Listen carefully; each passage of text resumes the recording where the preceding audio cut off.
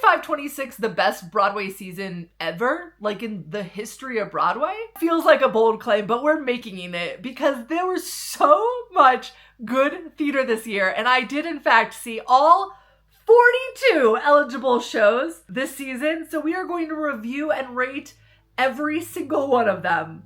Welcome. If this is your first time seeing me, hi, my name is Kate Reinking. I am a theater critic and content creator on TikTok and now YouTube, and I'm going to attempt to review all 42 of these shows. I am going to try to keep each review under 5 minutes, and hopefully this video isn't 4 hours long. All right. I will be grouping these based off of their production category at the Tony Awards, and each category will be organized in alphabetical order. We don't want to play favorites here, because the thought of putting them all in order was like giving me hives, and I already have them enough from trying to pick my Tony picks, so we're gonna save that for the next video. Starting with the revivals, we have 7 musical revivals and 7 play revivals. We will start with the musicals. Starting with the holiday revival of the musical Elf, where Buddy the Elf travels from the North Pole to New York to find his biological father after being raised by elves and Santa Claus in the North Pole. This is of course based off of the film of the same name. I think as far as adaptations go, this has a couple really fun moments, a couple really fun songs, but it feels like it kind of fits into that level of generic adaptations. But what really brought this production to life was the cast led by Gray Henson, who was incredible, incredibly fun and charismatic, and portrayed Buddy the Elf in a way that you didn't see from Will Ferrell. When I watch the film, I get a lot of secondhand embarrassment from Will Ferrell. And in this revival, I felt like I was rooting for Gray Henson's Buddy in a way that I have never experienced before. I also feel like a lot of the design felt like it was designed for a tour. The set ranged from these big grand set pieces to some scenes that were just one projection in the background. And I think that's kind of one of the struggles of this adaptation, is that in adapting the musical from the film is that you're still left with a lot of different locations that they have to go to. And so any production that I see of Elf kind of struggles with the design and doing that on like any reasonable budget. But I did think that the larger sets that they had were incredibly well done, and it was a holiday show with snow and a flying sled, so absolutely joyous. The kids around me definitely really had a good time, and I also had a really good time at this. Overall, I don't think Elf as a whole is my favorite adaptation, but I like that we have holiday fodder that is not just a Christmas carol. But overall, I think I would give this production 3 stars. It was fun and successful, but the musical itself leaves something to be desired. It just kind of feels a little bit too long, in my opinion. I feel like the perfect version of Elf exists if they could just cut like 30 minutes from the show. It just runs a little long. But as far as productions go, I really enjoyed this one. Next up, we have Floyd Collins, the first classic revival on this list. Floyd Collins has never been on Broadway before, but because of all of the previous productions of it, it is being considered as a revival. Floyd Collins tells the story of the caver named, you guessed it, Floyd Collins, who gets trapped in a cave and all of the efforts to try to get him out. Floyd Collins as a historical character is also considered to be one of the first viral moments in broadcast media because he found himself trapped in that cave around the popularity of broadcast radio. And so people were traveling from all over to go visit him. And that is what I thought this musical was going to be about. And yet that much more interesting story plays kind of a backdrop to the story of his family and all of the different ways that they tried to get him out of this cave, which to me is not the interesting story here. Unfortunately, I was really disappointed by Floyd Collins as a production. This is a score that I've been listening to for years, so I'm very familiar with the score, and I think that Adam Guettel's score in this musical does a really great job of telling the story of Floyd Collins, a man who really wanted fame and fortune and to create a tourist attraction, who then becomes a tourist attraction himself We hear all of that in the score, but then when you watch the full musical, the book never really explores that.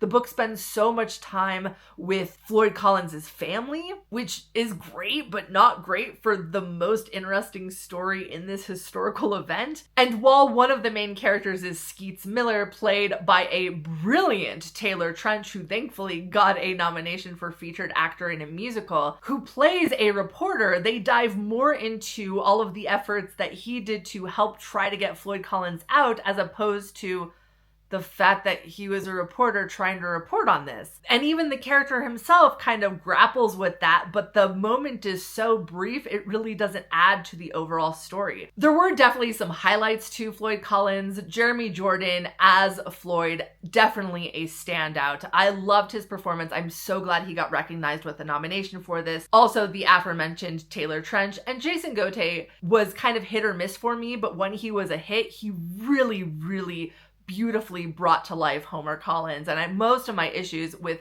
his performance, as well as the other performances I had major issues with, really comes down to those characters and how they're written. I also think in terms of the design, they did a lot well for the space that they were given. Unfortunately, I think the Vivian Beaumont is too large of a theater for this show, but there were certain sequences, particularly as Jeremy Jordan was climbing through the cave, that were just lit so incredibly well and done in such a creative way. But the design didn't all work for me, and oftentimes I found the show felt like it was getting swallowed up. Ultimately, I'm glad I saw a production of Floyd Collins finally, but I have to rate this production 2 stars. I just don't think the musical works. I didn't think this direction worked, but the score, wonderful. And I'm so happy that we're getting a cast recording of this. Next up, we have the revival of the quintessential stage mom, Madame Rose, played here by Audra McDonald, and an all-star cast including Joy Woods and Danny Burstein and Jordan Tyson. I could go on. This cast is just so good. This new reimagining, directed by George C. Wolfe, is the first time on Broadway that Madame Rose and her daughters have been played by Black actresses. It also explores themes of colorism in casting June as a lighter-skinned Black woman and Louise with darker skin. There's a lot of really fantastic nuances in this production in adding that layer to it that we have not seen before. And Audra McDonald is Audra McDonald. She's the greatest of all time, for a reason. There is a reason that nobody even comes close in terms of wins of Tonys.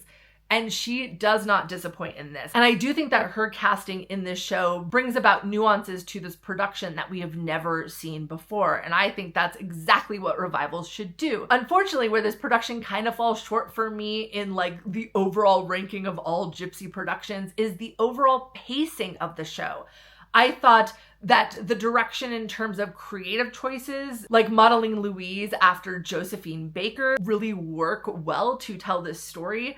But it starts to fall apart when transitions are taking too long and you lose the momentum. This is incredibly evident in the famous transition that ages up our Louise and June from their younger counterparts to the adult counterparts.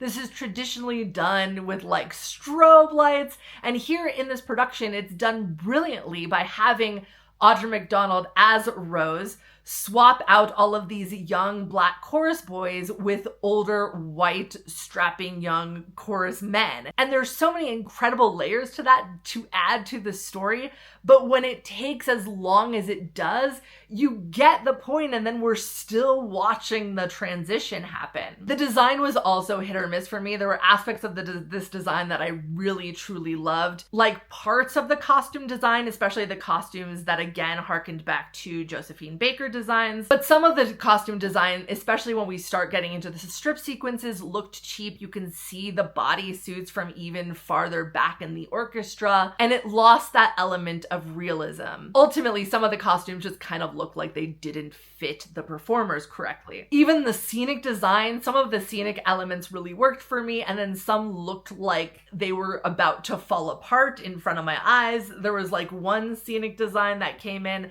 that literally was like wobbling as people would walk through it, and I just kind of expected more from a scenic design of a revival on Broadway. Ultimately, at the end of the day, you're getting a revival of one of the greatest musicals ever written, performed by the greatest actress we have alive today, hands down. So there's so much to love about this. I just wish the direction was a little bit stronger, especially in terms of the pacing. But the performances are fantastic. The writing is fantastic. I have to give this 4 stars. Next up, we have another classic designation in the revival category, and that is The Last 5 Years revival, directed by Whitney White, starring Nick Jonas and Adrienne Warren. Last 5 Years tells the story of a relationship over a 5-year period, from their first date to their ultimate breakup. The twist, of course, being that Kathy, the woman in the relationship, goes through the entire timeline backwards, starting at the breakup and going back to the first date. And Jamie goes through this timeline in chronological order. So you get both sides of the stories from different angles,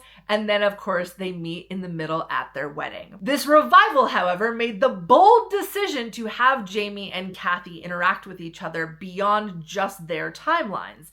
Traditionally, you only see Jamie on stage in his timeline and Kathy in hers, and so it becomes a big moment when they finally get to meet in the middle, because they've been on stage together in some of the book scenes, but they're in different timelines. Here, you had a mixture of them having these book scenes where they would be in their own timelines, and then scenes where one would be singing and the other would be on stage in the singer's timeline. And so it became confusing for any audience member not already familiar with the premise of the show to begin with. Even for me, somebody who has seen multiple productions of this show, I found myself wondering, where exactly is that character right now? Which is especially frustrating for me because I adore Whitney White as a director. This, in my opinion, is her first major miss.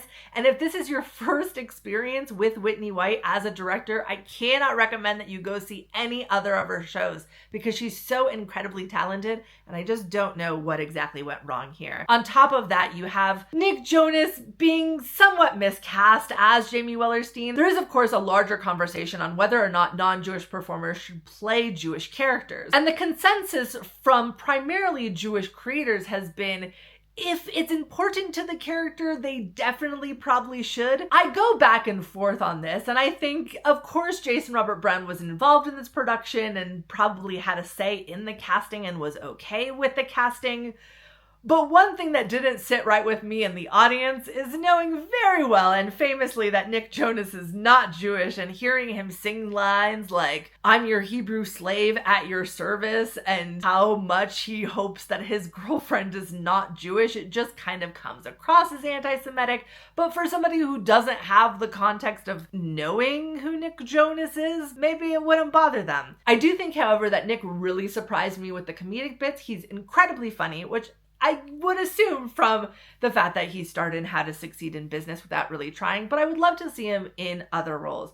And Adrienne Warren can do no wrong. She was incredible. But performances aside, the biggest miss for me in this is the direction, the convoluted timelines, and the design that did nothing to aid our understanding of what was happening. At the end of the day, though, Last 5 Years still has one of my favorite Jason Robert Brown scores. The score is just so wonderful, and getting to see that on a Broadway stage was a little bit thrilling, I'm not gonna lie, even in this production. But ultimately, I have to give this production 2 stars, especially when it just doesn't successfully tell the story in a way that isn't incredibly confusing to an audience not already familiar with the material. You shouldn't have to do homework to enjoy a show. Our next revival is the New York City Center Encore's transfer of Once Upon a Mattress. Once Upon a Mattress, of course, is a Princess and the Pea retelling that takes place in a kingdom desperate for a princess because nobody else can get married until the prince does. However, the queen is overprotective of her son and puts every single princess candidate through an extremely impossible test to make sure that she is a true princess. Enter Fred, played hilariously by Sutton Foster, the kingdom's last remaining princess with that title, who must go through this test. This musical is incredibly hilarious and a classic by Mary Rodgers, and this revival features an updated book by Amy Sherman Palladino, and I really love this changes. Shortly after seeing this production, I did go see the original book in a regional production here in Colorado, and it was nice to see both versions back to back within just a few months. And it really made me appreciate all of the changes. Some of the aspects of the original book have not aged well, and she really does a great job of giving some of the characters more agency, changing some outdated language, and I'm excited to see more regional theaters start to do this updated version. In addition to the new book, you had an absolutely hilarious cast, of course, led by Sutton Foster, but also the incredibly hilarious Michael Urie as Prince Dauntless.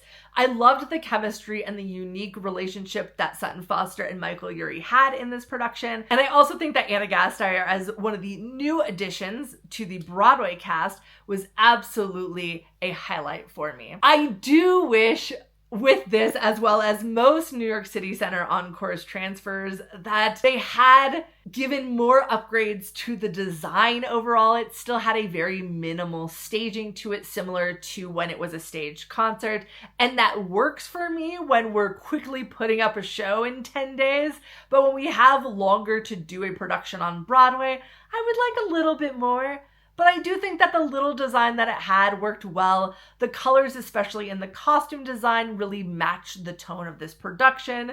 So I liked what we got, but there's always that want of just getting a little bit more. Overall, this Once Upon a Mattress revival was so much fun. I wish it had gotten any Tony's recognition, but it opened so early in the season. I'm not surprised it got a little forgotten, but overall, I give this production 4 stars. Next up, of course, we have Jamie Lloyd Sunset. If you follow me on any platform, you already know I love this revival. Jamie Lloyd has taken the musical, adapted from the classic film. Jamie Lloyd has taken the Andrew Lloyd Webber musical that follows Joe Gillis, a struggling screenwriter in Hollywood who stumbles into the extravagant mansion on Sunset Boulevard inhabited by the former silent film star Norma Desmond. She enlists him to help with her screenplay, and the two form an incredibly toxic bond. What Jamie Lloyd has done with this revival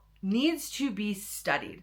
The ability to take what I think is just like a fine musical and really breathe new life into it, and to throw out everything that we associate with Sunset Boulevard as a musical, the huge set, the extravagant costumes, and replace it with nothing but lights, cameras, and action. Sunset Boulevard is incredible in how much it feels like a movie while also feeling so unbelievably theatrical. And of course, you have the incredible performances by Nicole Scherzinger, by Tom Francis. Nicole Scherzinger's performance in this is so incredibly over the top and yet still grounded and nuanced. Her physicality, as if we never said goodbye alone, the way that she starts out as if she's frightened and grows into this confident and completely delusional Norma by the end of that song. Beautiful. And then, of course, the camera work in this production and the walk. I think this very much is going to either be your taste or not. It is incredibly avant-garde. There's not a lot of visual indicators for what's happening. So I definitely think that if you're not paying attention to the lyrics, it can be hard to understand exactly what is going on. For somebody who needs a lot of visual indicators, you're not going to get it in this one. But I do think it is a visual treat in terms of the nuances in the performances, the camera work, the lighting. I also think that ultimately the score is still repetitive, but credit where credit is due. The orchestrations and the staging make that repetition bother me at least a lot less. But I do know that there are people who still find the score to be just a little too repetitive in terms of the themes and the motifs. There's really only like 5 melodies in this show. But if that does not bother you, I cannot recommend this show enough. Easy 5 stars. Easy 5 stars, and my pick to win this category at the Tonys. And the final Broadway revival of the 25-26 season is Pirates, the Penzance musical. Not The Pirates of Penzance. This is in fact a reimagining of the classic Gilbert and Sullivan comic opera that takes the story of Frederick, a young man about to turn 21 who is going to end his apprenticeship with the pirates who helped raise him and is going to finally be able to, I don't know, join the police or something and turn the pirates in? What a loser. But instead of taking place in Penzance, because where the hell is that, this has been reimagined to take place in New Orleans with jazz-inspired orchestrations. And this is kind of where the revival starts falling apart for me, is the orchestrations were not consistent throughout the show. There were some songs that were definitely incredibly jazz influenced, and some where it didn't feel like they changed the orchestrations at all. It just sounded like classic Gilbert and Sullivan. And a couple few, very, very few songs where the jazz orchestrations just clashed in my ear with the melody that people were singing. Overall, I think I actually would have liked this revival more if they had just used more classic orchestrations with the occasional jazz instrument thrown into the mix, rather than really try to make this a jazz score, because it just wasn't consistent enough for me. Other than that, I thought this revival had really fun moments. The cast was great. The design was so fun and big and colorful. I loved the scenic design in this and the costume design in this, especially a lot of the fabric prints that were used. There were times that I found the story a little bit hard to follow what was happening. And I saw the concert that they did of this a couple years ago with Roundabout, and that made a lot more sense to me. I don't know what specifically it was about this production that I just found confusing, but there were a couple times where I found myself in a scene going, what is happening right now?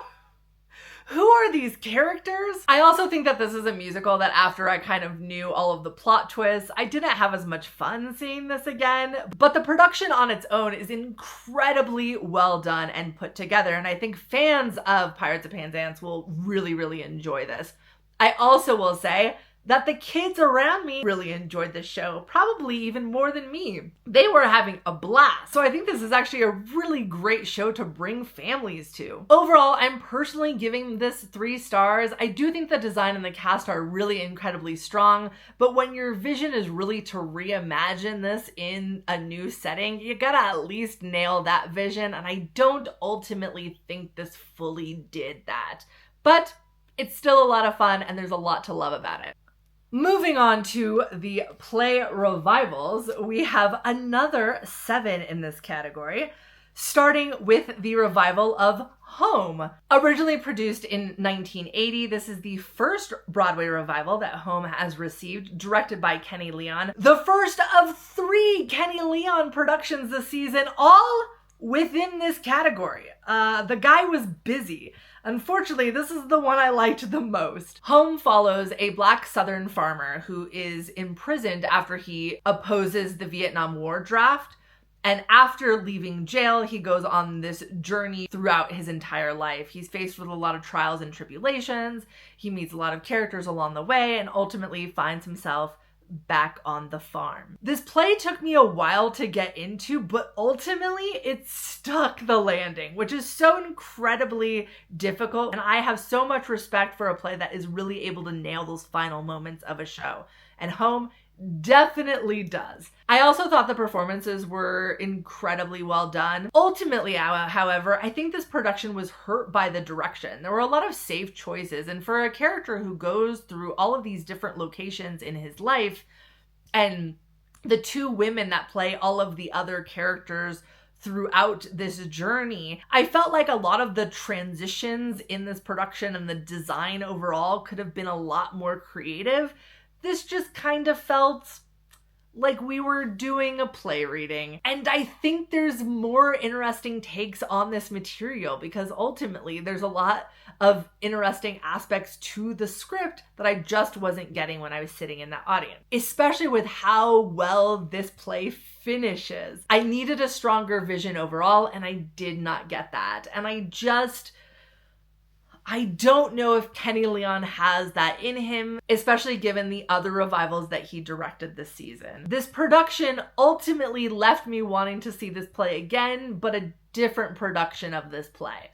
I have to give it 3 stars. Moving on to another Kenny Leon directed revival is Thornton Wilder's Our Town. Now, Our Town is a glimpse into the small life of Grover's Corner, a quaint little country town where everybody knows everybody else. They all live and die in that city. And it takes us through 3 different acts of a day in the town, a love story, and death. Our Town, of course, is a classic. Everybody does it. This was surprisingly the first production I've ever seen of this show. I don't know how it has passed me by all of these years, but this was my first production, and it may be the last. I feel like it's a classic, and therefore maybe one day I will revisit it, but I was painfully bored in this. I do understand why people like it. I think that the 3rd act of this play is so beautiful, but you have to get through the first 2 acts of it in order to get there. And even this play, which shortened down Our Town to a 90-minute 1 act,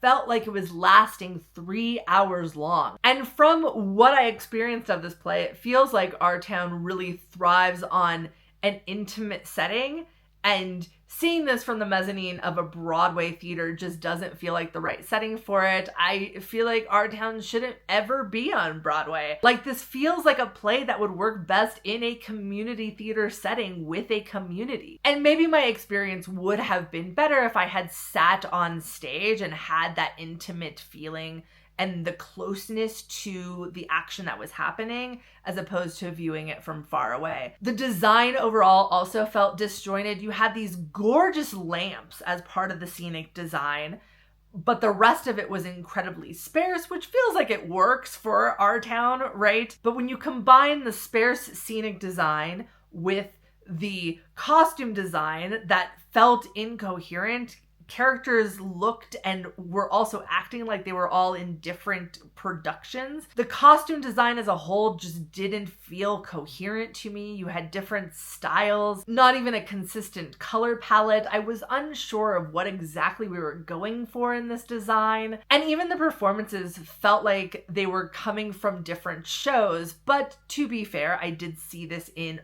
early previews. And so I have to assume that the acting felt more cohesive as the run went on. But given the other Kenny Leon productions that I've seen, this feels like a consistent problem in productions directed by him.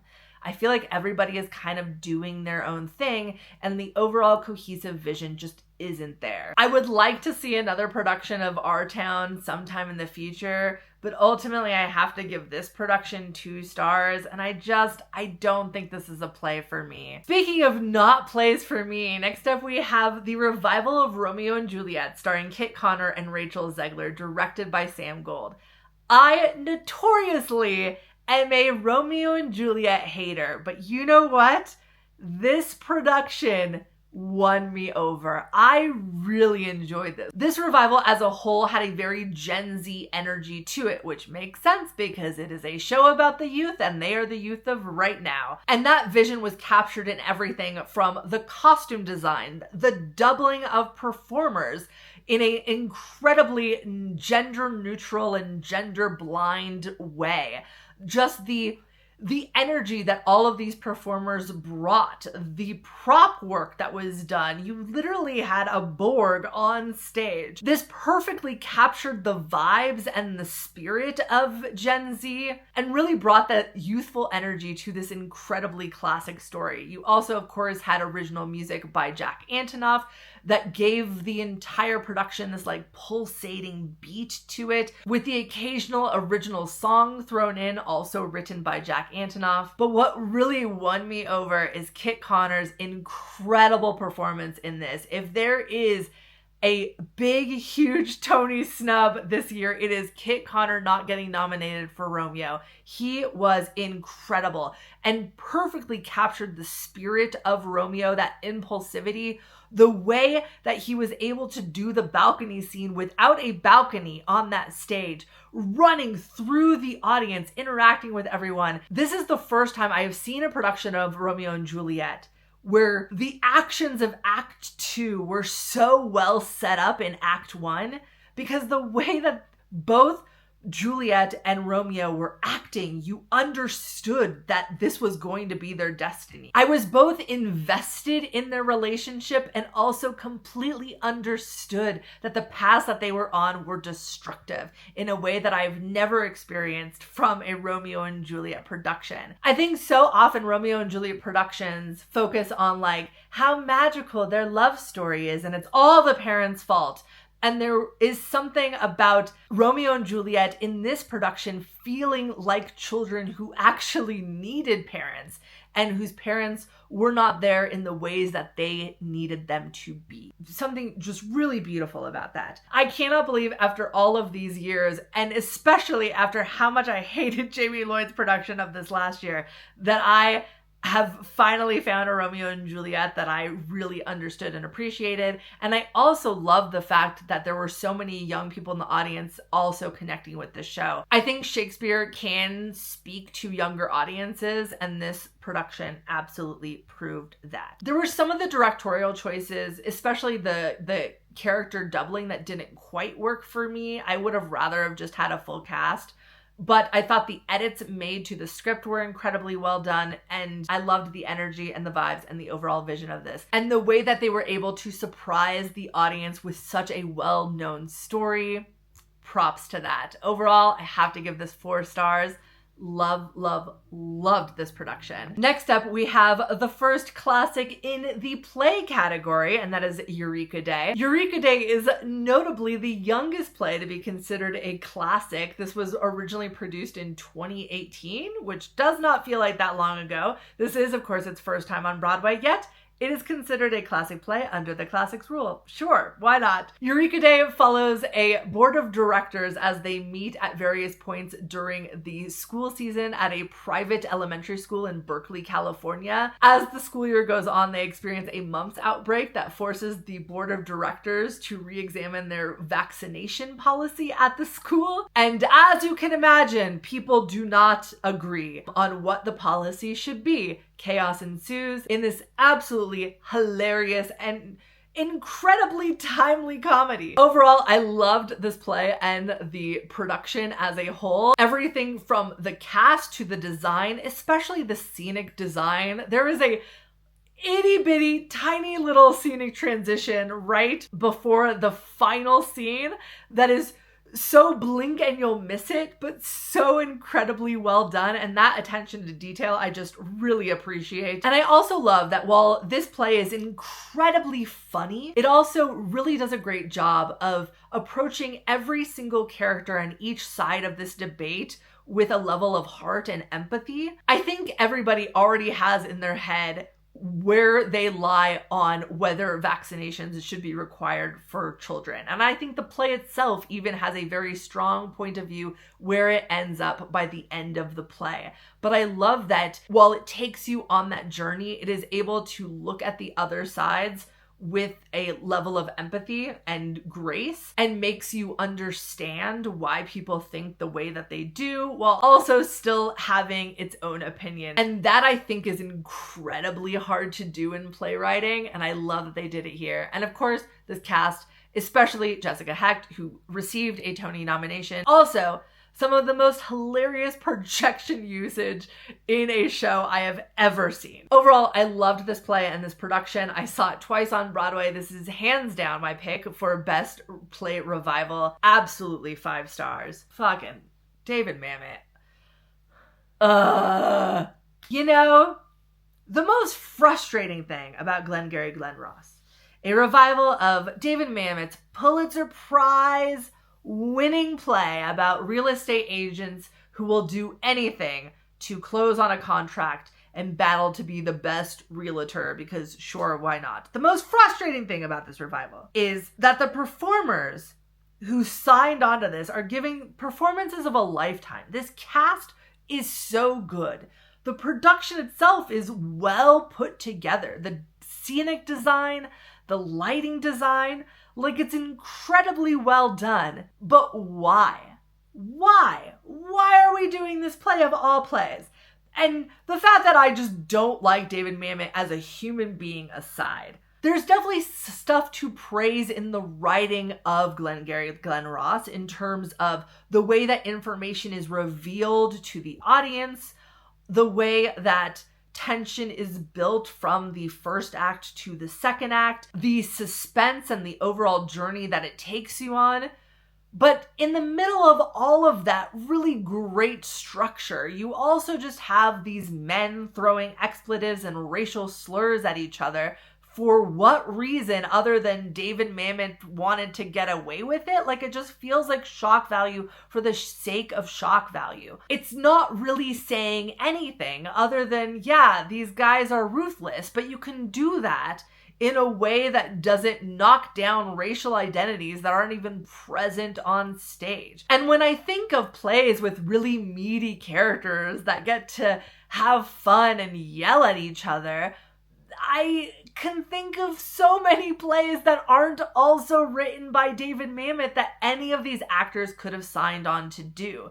And especially in a season where so many celebrities were joining new works like Robert Downey Jr. and George Clooney and Sadie Sink and Sarah Snook. It's just so frustrating that Kieran Culkin and Bob Odenkirk and Bill Burr decided to do this play of all plays. Like, I don't know, if you're going to come to Broadway, have something to say. Help the industry in a way. Don't do fucking David Mamet. Anyway, it's a well put together revival of a play that never needs to be on Broadway again. 3 stars. Surprisingly, however, Glengarry Glen Ross is not the play that made me the most angry this season. No.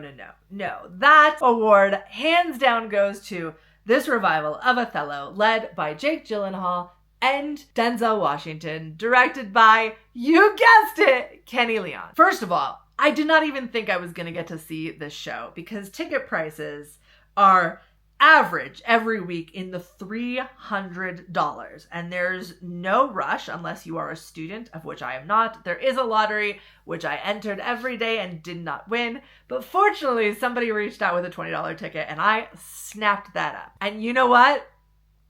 I wish I had that $20. Othello, of course, is Shakespeare's classic play of jealousy and villainy. Iago is one of the classic Shakespeare villains, one of the most psychopathic Shakespeare villains. And Othello is such a tragic character who falls for this trap set by him. And this production makes that entire second act to be a comedy.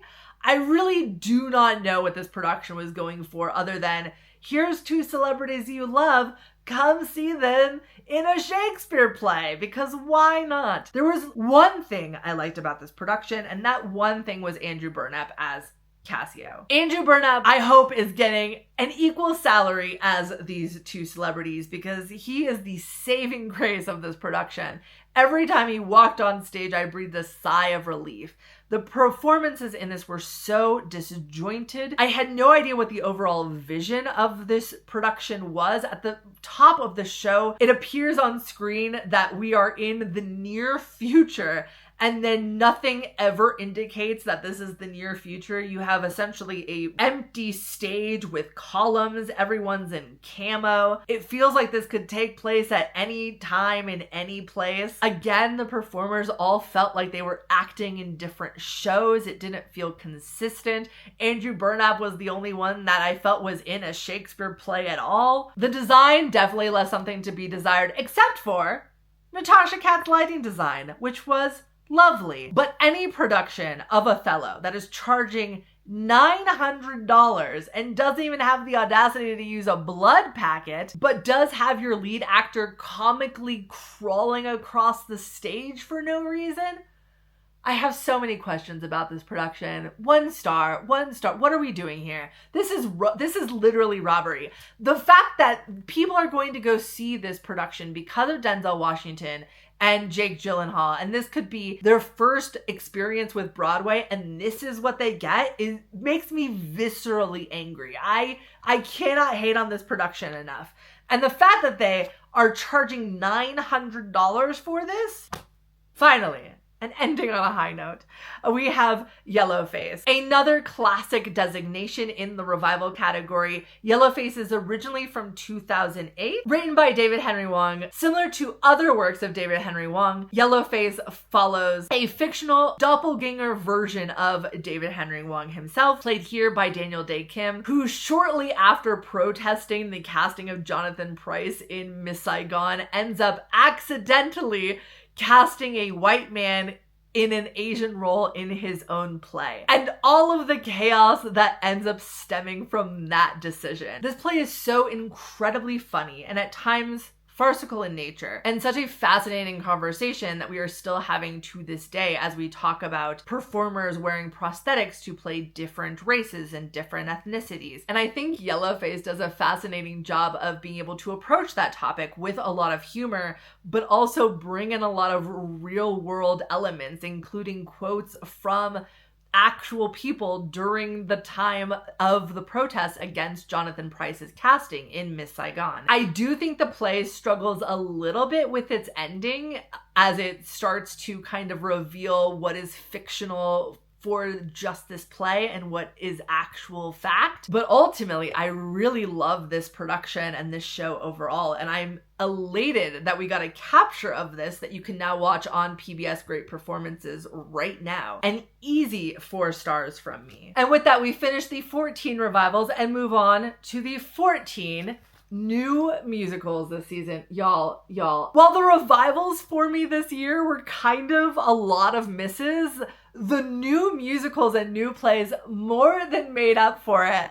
The amount of 5 stars in this stack, unprecedented. Starting off with You Know Her, You Love Her, that's Boop. Boop is the Betty Boop musical that follows the classic cartoon character played incredibly by Jasmine Amy Rogers as she decides to leave her cartoon world where she is incredibly famous and beloved but doesn't really know who she is, to go find a normal life in the real world. And of course, everything that awaits her is anything but normal. There is so much to love about this show, starting with Jasmine Amy Rogers' performance as Betty Boop. Her performance is like otherworldly. The way that she is just able to mix the cartoon Betty Boop voice with her singing voice is so incredibly well done. Her physicality as Betty Boop, the way that she is able to do just the physical comedy, so incredibly well done. And there's a lot of highlights in this cast, but I have to shout out Eric Bergen, who has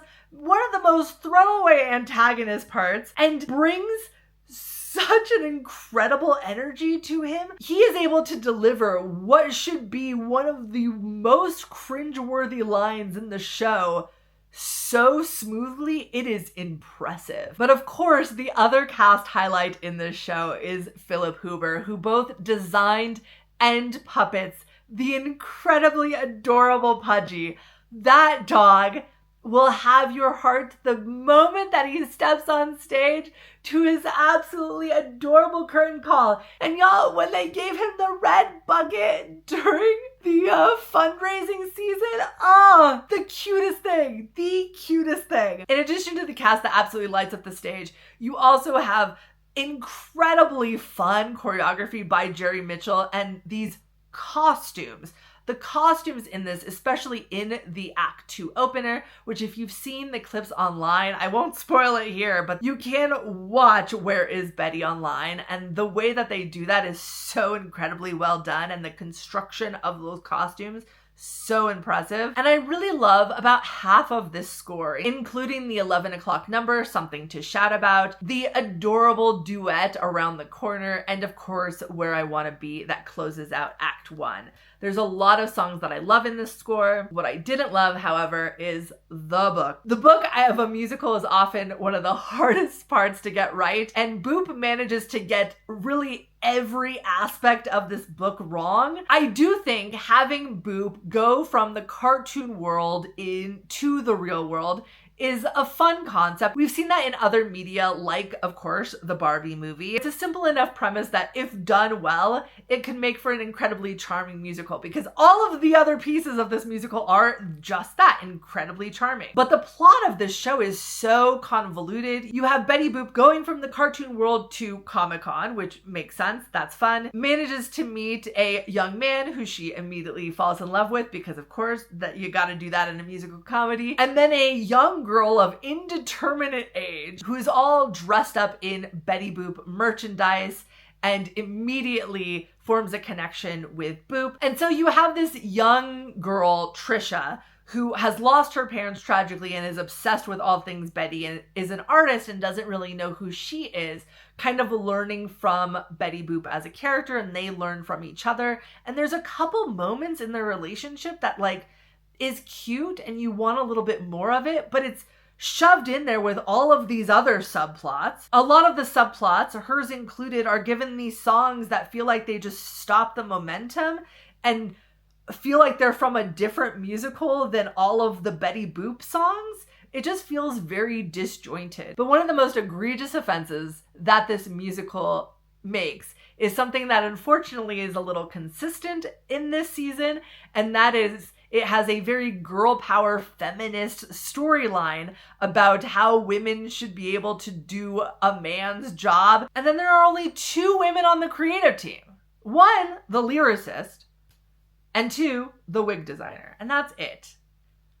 Look, if you're going to have a girl power plotline about how women can do the job, let women do the job, and not just in your cast. All right. Unfortunately, the thing that's so frustrating to me about Boop is that the things that it does well, it does like so incredibly well. The choreography, the costumes, the performances, and even most of the score. But the book is just so disappointing. I wish it were stronger. And so ultimately I have to give Boop 3 stars. But I definitely think that if you don't care about the writing or you have a family with kids, the kids are definitely going to enjoy this one, especially because of Pudgy. He's so cute. Next up, we have the first Bio Jukebox musical of the season. Now, notoriously, I hate Bio Jukebox musicals. They are my least favorite subgenre of musical theater. But this season really turned that around, and that includes Buena Vista Social Club. Buena Vista Social Club is really able to reimagine what a Bio Jukebox musical is and how we present that story on stage. This musical primarily focuses on the creation of Buena Vista Social Club, the album, by the group who called themselves Buena Vista Social Club, and it takes us through the creation of that album in 1996 while also flashing back to the 1950s when Buena Vista Social Club was just that, a social club in Cuba as Fidel Castro was gaining power. And this was a place where people could come together and listen to music and really be a part of their community. And so you have these 2 timelines with younger and older versions of these characters. And as we go back and forth between these 2 timelines, we get to experience this incredible story of the music that Buena Vista Social Club created and put onto that album and how important it was to Cuban culture, but also, like in any Bio Jukebox musical, a little bit more of the story of these artists and who they were. And in between these scenes, in these 2 timelines, you have the band on stage the entire show, bringing this entire story to life with this music, complete with this gorgeous choreography by Patricia Delgado and Justin Peck that really brought to life how important this music was in Cuba at this time. And while all of the songs are still in Spanish, through the choreography and the direction and the overall design, we are still able to understand the story and the feeling that these songs express even without understanding the lyrics that were being sung. The book is in English and does a really great job of explaining what is going on and occasionally touching base off of what they're singing in the songs without being too, hey, this is what we're singing right now. All of the dialogue feels incredibly natural. The thing that didn't feel natural to me were all of the performances, which was a little bit frustrating because while some of the performances didn't feel grounded enough, it felt like I was watching really green actors. At the same time, you had these veteran actors playing the older counterparts that were giving the performances of a lifetime. Natalie Venetia Belcon is giving the performance of her career. I hope she wins that Tony. She is able to really command that stage without even uttering a word. There is a scene of her just interacting with a flute player that is some of the best acting that I've seen on stage all year. But some of those performances aside, the overall design of this show, incredible. The lighting design, stunning. The way that it is able to take what is mostly a unit set and transform it from the past into the present with like a quick scenic transition, incredibly well done. The costume design is absolutely gorgeous. And of course, the highlight of the show is that band. The band themselves already have a special Tony Award. It's also nominated for orchestrations. The way that the band is able to bring that music to life, but also feel like they are performing as part of the show in a way that I've never seen a band perform on stage. It's so incredibly energetic. It's one of the few shows that I've seen in New York where everyone is kind of like moving and grooving in their seats, and it feels like it's a safe space to do that. I feel oftentimes there are so many times when I go see a musical that I'm like, man, I want to kind of like move around, you know?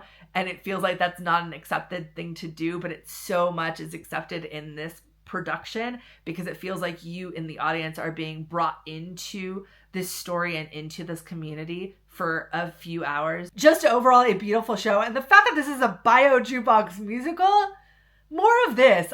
More bio jukebox musicals that are able to focus on one very specific story and tell that incredibly well without feeling like I'm reading a Wikipedia page. Loved this. 5 stars, easy. Next up, we have the morbidly quirky Dead Outlaw. Dead Outlaw is the true story of Elmer McCurdy, a man who lived in the early 1900s as an outlaw, but not a very good outlaw, and after his death in a shootout ends up in an unexpected show business career. Dead Outlaw is part concert, part you're sitting around a campfire telling this like really creepy story to your friends, but it's also a fascinating look at capitalism in this country and how we are willing to exploit each other to get what we want and to get fame and to make a buck or two.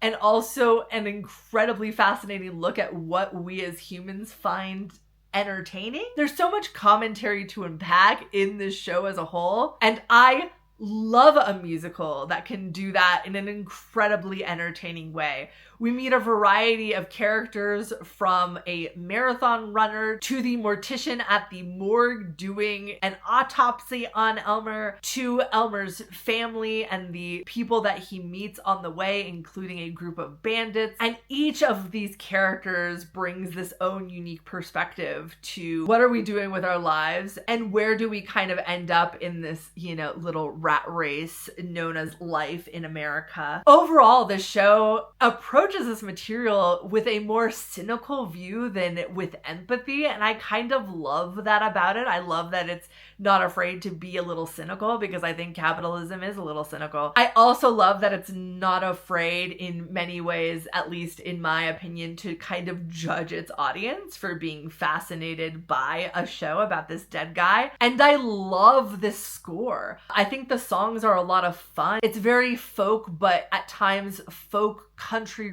western rock. My closest comparison for the score is like, imagine the score of Hedwig and the Angry Inch if it was very country western. That's what Dead Outlaw feels like. There are songs that have that level of bitterness of something like Angry Inch, but also the more softer moments similar to An Origin of Love that really showcase kind of some of the softer side of Elmer's history. That's how best I can describe this score.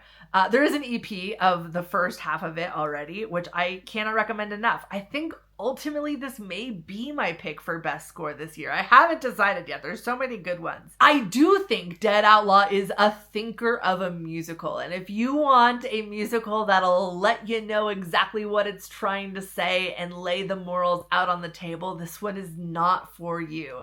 I also, again, think it's very cynical, which is not for everybody. I do know that there are people that find this boring, and I think a lot of that is because you have to dig between the surface. This isn't just a story of Elmer McCurdy and his really weird path in life, but it's also a story about us as humans and what we find as entertainment. I definitely found this entertaining. 5 stars for me. Next up, we have the viral musical sensation Death Becomes Her. This is a musical comedy based off of the movie of the same name. Death Becomes Her follows lifelong frenemies Madeline and Helen, who are in constant competition with each other, who ultimately take a potion to give themselves eternal beauty, but at a price. This is a musical that looked camp right in the eye and refused to blink. Death Becomes Her is so incredibly self-aware of who its audience is and the story that it's trying to tell, and does so incredibly well. The comedic performances in this from Megan Hilty and Jen Samard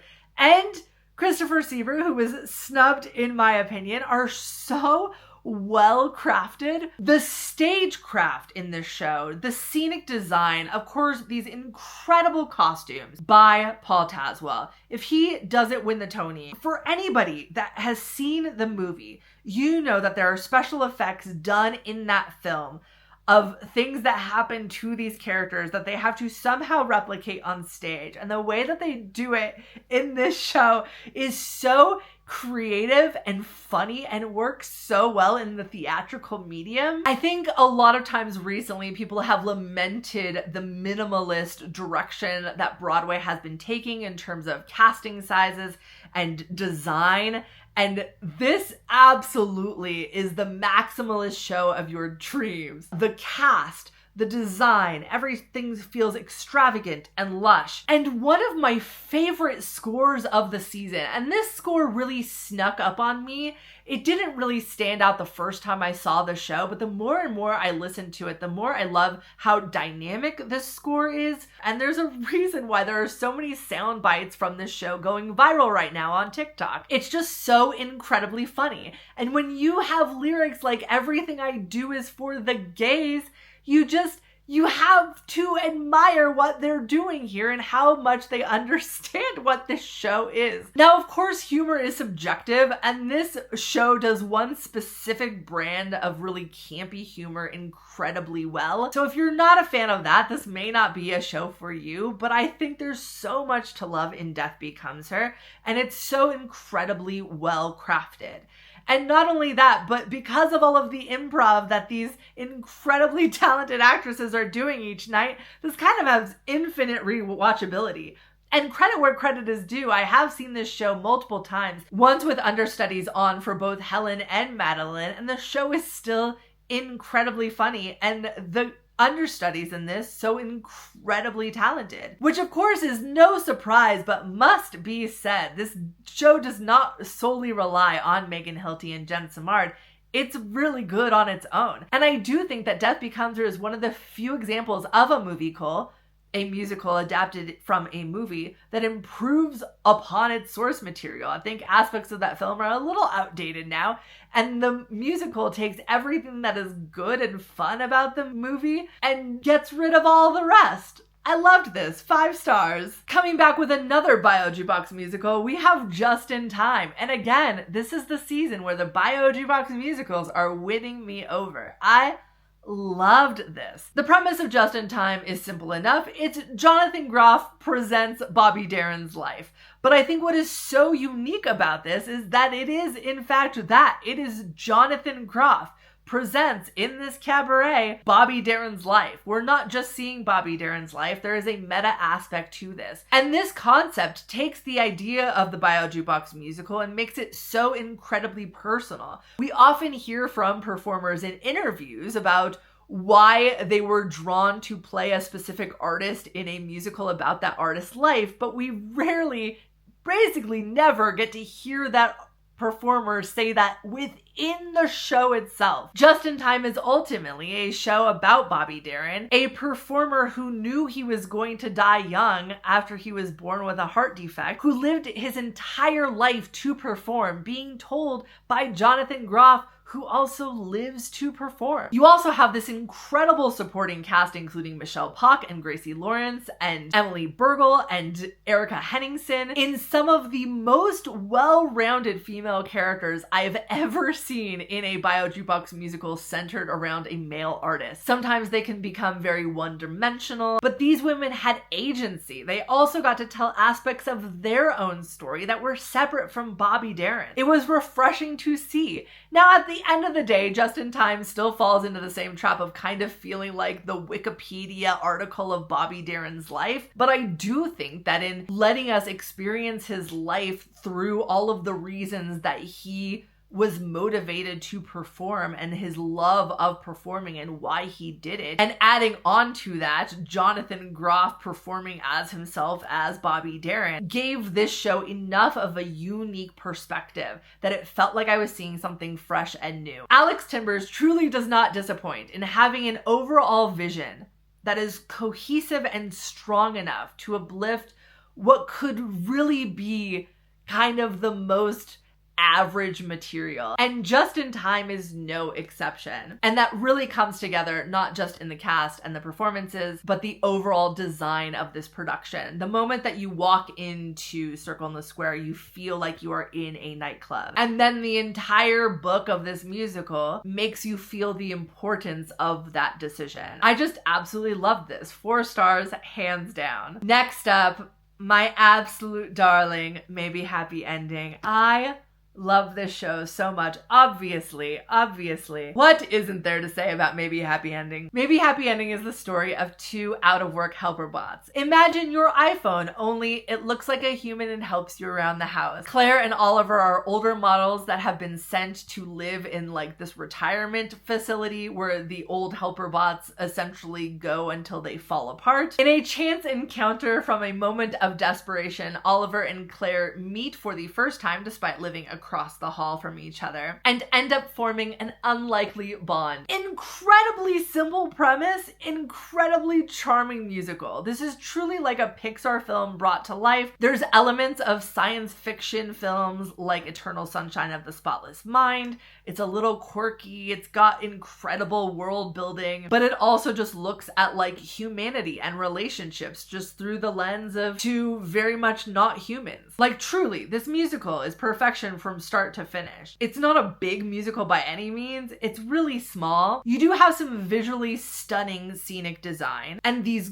gorgeous orchestrations, but you're not gonna have like big dance numbers in this show by any means. This is a smaller musical comedy, very much in the same vein as like a Kimberly Akimbo, just very different styles of humor. If there is one piece of criticism that I can say about this show, it is that this truly has some of the worst sightlines of any show currently on Broadway. So much so that unless you're sitting in the center section of this theater, whether that's orchestra, mezzanine, or balcony, you're going to miss aspects of this show.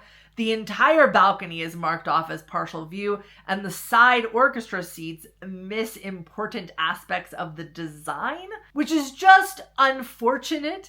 But that being said, the musical itself is so good that even sitting in a partial view seat or missing those elements, you're still getting a great show. Just know that you are going to miss what I consider to be important aspects of the story itself. And seeing it in the center is a completely different show from seeing it on the sides.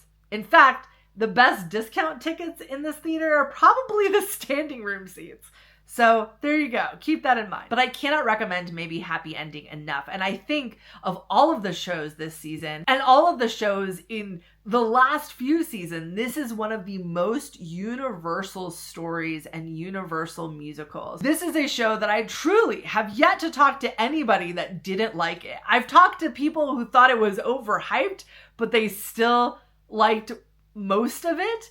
But I've yet to talk to anybody who did not like this show. I cannot recommend this enough. This is an easy 5 stars and my pick for best musical this year. Next up, we have Operation Mincemeat, the absurd true story of the covert operation in World War II that ended up turning the tides into the favor of the Allies by using a corpse. Between this, Dead Outlaw, and Death Becomes Her, sort of, corpses were really having a moment this season. Operation Mincemeat is such a brilliant mix of farce with like genuinely touching moments. And I know a lot of people aren't expecting the farce and the comedy aspect of this because this is a story about war, but there is something so inherently farcical about war in general. Operation Mincemeat is incredibly quick from beginning to end. The pacing in this is so whip snap. Operation Mincemeat is so incredibly funny and clever. The humor is definitely British. I would not say that this is like laugh out loud funny for Americans,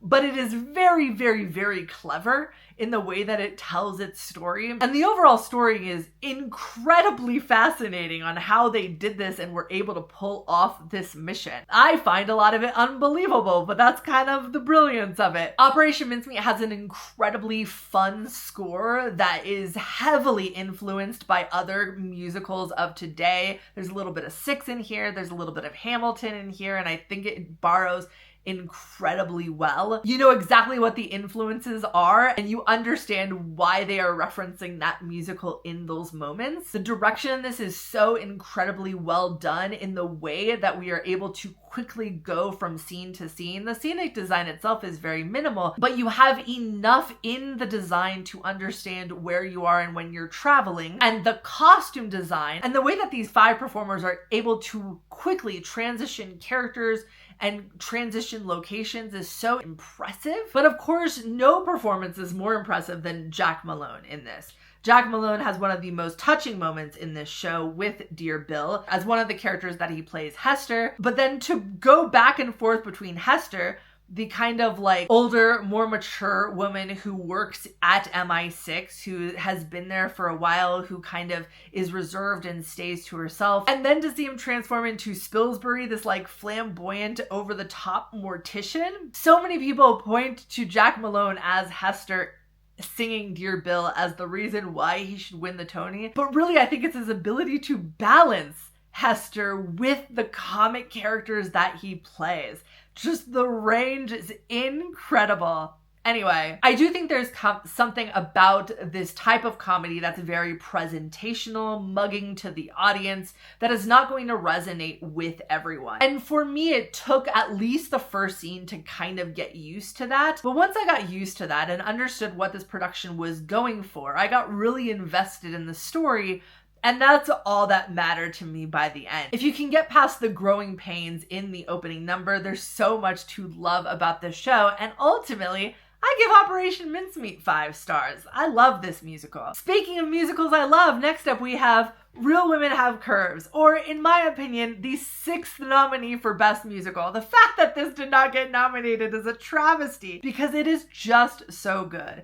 Adapted by the play of the same name that most people recognize as the film from the early 2000s starring America Ferrera, Real Women Have Curves follows Ana Garcia. She is the only American citizen in her family of Mexican immigrants who own a dress shop in Boyle Heights, Los Angeles. It is the summer after she has finished high school. She really wants to go to college, but as the only American citizen, her family is incredibly dependent on her and her mother does not want her to go to college. On top of that, the dress shop that her family owns just got an impossibly large order that they now have to complete. And that essentially sets up the world of Real Women Have Curves. And that feels like a lot of plot, but it's balanced so incredibly well. But not only that, you have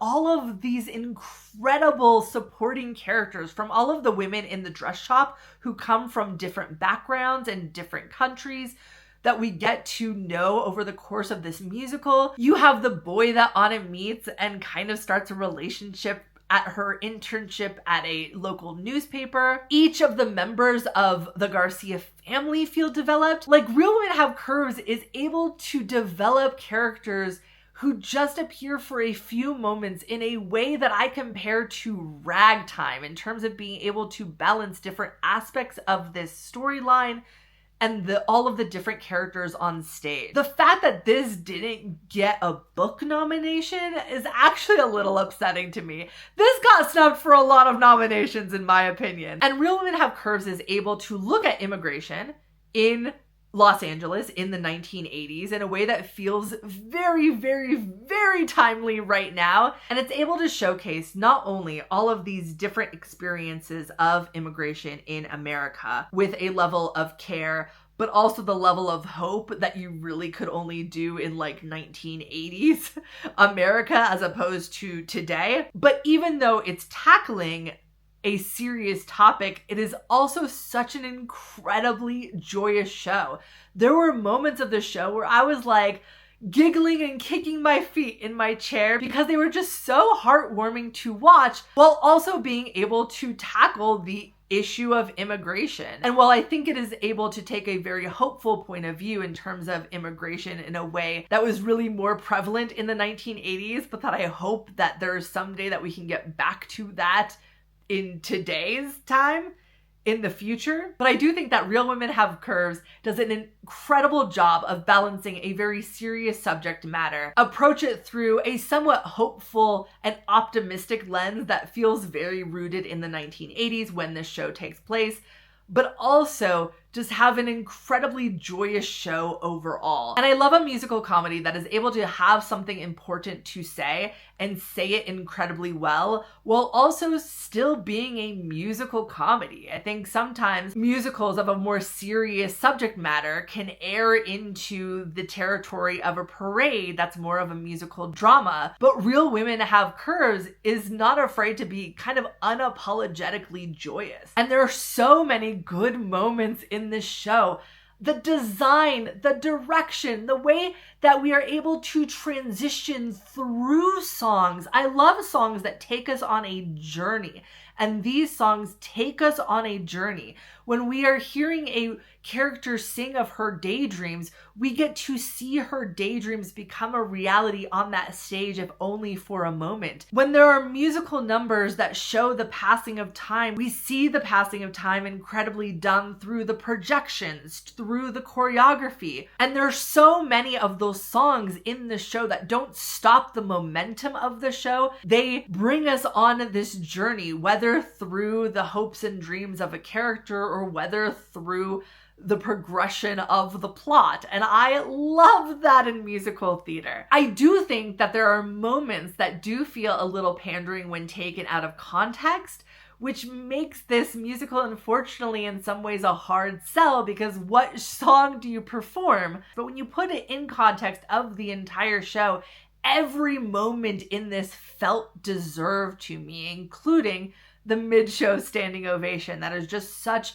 a beautiful moment. Real Women Have Curves is an easy 5 stars, and I hope that this musical continues to hang on and is able, through word of mouth, to find its audience, because I love this show and I hope that more people go see it. And in any other season, this easily would have been a Best Musical nominee, if not even a Best Musical winner. This, in my opinion, could have won last season, hands down. And the fact that it is in one of the most stacked seasons in musical history is just it's tragic, but go see this because this show deserves every bit of love that it is getting. Next up, we have our most recent casualty of the season, and that is Redwood, starring Idina Menzel in A Tree. In Redwood, Idina plays a woman who has recently lost her adult son, is going through an intense period of grief, naturally, and in her grief has run away from her home in the big city in the East Coast,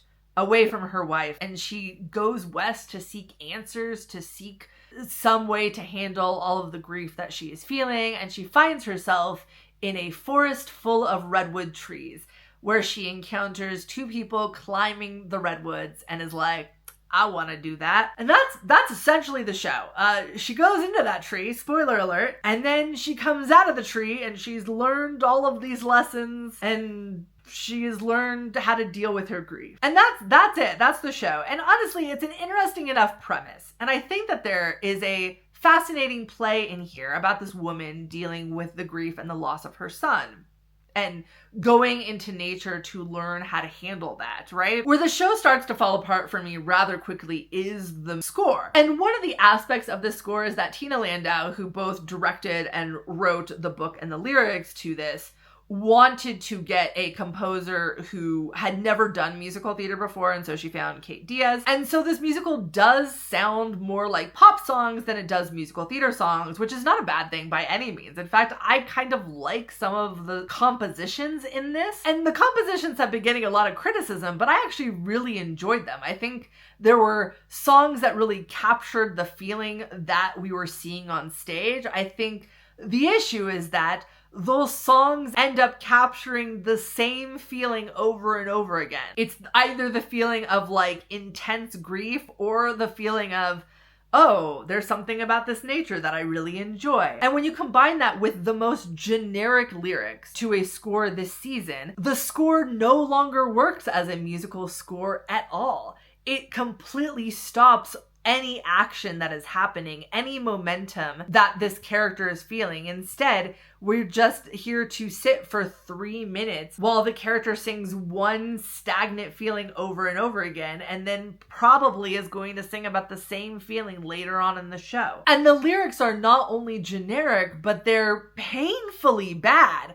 For example, in the big 11 o'clock number that some say is the best song in the show, an incredible Zach Noah Pizer, who really sells the moment, has to sing the lyric, "I know I'm not the son you dreamed, the son you hoped that I would be, and I was not the son you thought, but I was the son you got." What? Really, credit where credit is due. The fact that Zach Noah Pizer sold that and people have that as their favorite moment in the show, I think is a credit to his incredible skills as a performer, because he truly is so talented. The way that he performs that song is so incredibly well done.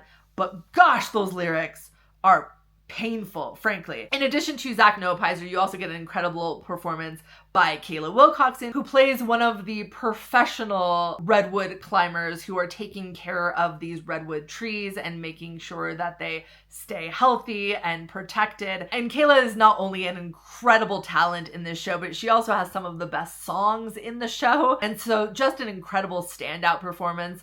And Adina is great. Probably the best that I've seen her in years. And she looked like she was having a blast climbing that tree, right? Cast, fantastic. There was a tree that was there. But other than, having Idina Menzel climb this tree and singing from a harness hanging in the sky, the overall design of this show was like actively in contradiction with the show itself. I mean, this is a show that's all about going into nature, and the entire scenic design is just a bunch of screens. Everything about the design just felt so artificial, and not even just the fact that we were looking at screens, but the graphic design itself looked so generic. I have a background on my computer screen of redwoods that's just a generic Mac background that I haven't bothered to change that looked like half of the projections used in Redwood. And when you weren't getting projections of the trees, you were getting projections of just sparkles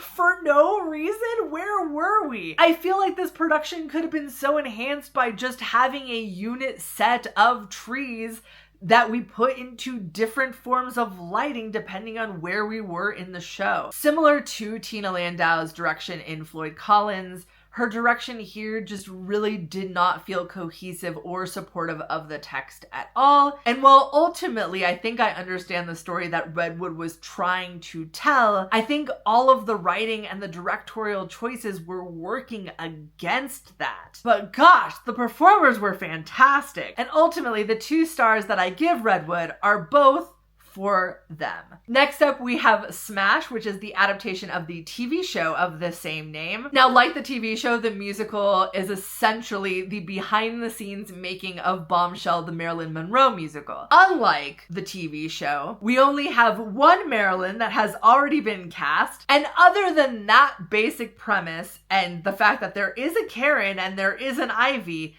Every other similarity to the TV show goes completely out the window. And I think once you get past that, Smash is incredibly entertaining. I laughed out loud a ton in this, and I've seen this twice, once in previews and once post-opening.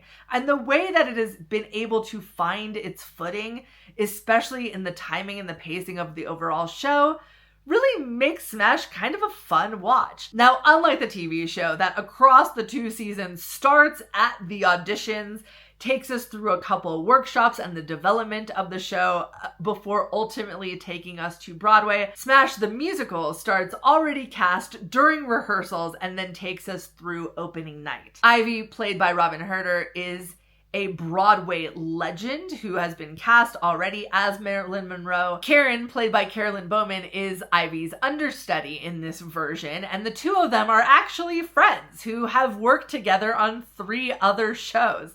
Karen has consistently been Ivy's understudy. The writers of the Bombshell musical are now a married couple as opposed to 2 friends. The director of this version of Bombshell, played by a hilarious Brooks Ashmanskas, is no longer the predatory director. Instead, not only is he a gay man, but he, despite having an attraction to one of the chorus boys, understands and grapples with the fact that he can't go after him and his longing must be from afar. And since you don't have a competition between Karen and Ivy, instead, to create chaos in the making of this version of Bombshell, you have Ivy hiring an acting coach to go full method and then kind of become a monster backstage. It's a weird plot line that doesn't entirely work for me, but I do think that there is a level of meta that's kind of fun to explore that ends up creating some fun parallels between Ivy creating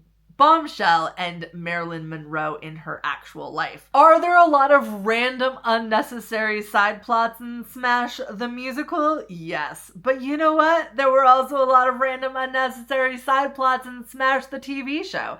And so ultimately, I think they perfectly captured the spirit of the TV show while updating some of the more cringeworthy aspects of that TV show. Not all of the jokes worked for me as well. They range from being like so incredibly funny to just not funny to punching down for no reason. Look, I'm a theater content creator. I can take a joke, but I would like for a show, if they're going to make fun of theater content creators, to also acknowledge how much we want to help shows. And I feel like the writers of Smash just don't really understand that. And that was a huge miss for me.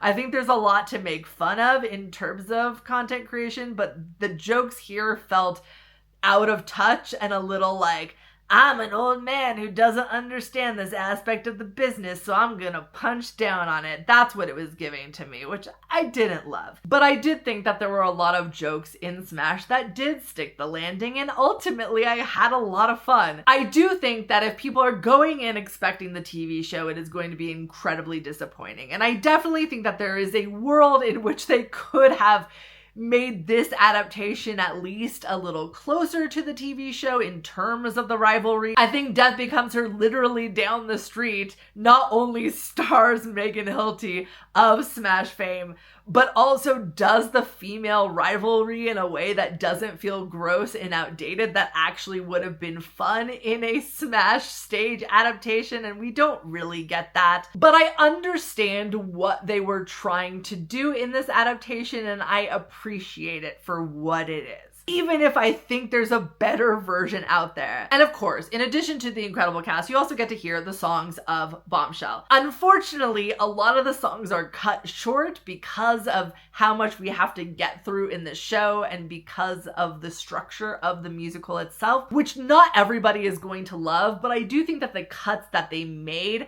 help to keep the pace moving forward in this. So I personally don't hate the fact that a lot of the songs are just cut in half. it makes it feel more like we are seeing the making of a musical as opposed to just seeing Bombshell. And I think ultimately this musical does a great job of explaining why they can't actually just do Bombshell on a stage, because I personally just don't think it would work. And Smash the musical is very self-aware of all of the reasons why it wouldn't. And one thing that Smash does incredibly well is Stick the Landing. I love the new number that they've added for this show. I think it's a really cute way to finish off this musical. And while some of the other aspects of the adaptation can be a little frustrating, that moment, worth it. Worth it in my opinion. Ultimately, I give Smash 3 stars. I appreciate what it's doing. A lot of it works for me, a lot of it doesn't. At the end of the day, I'm entertained.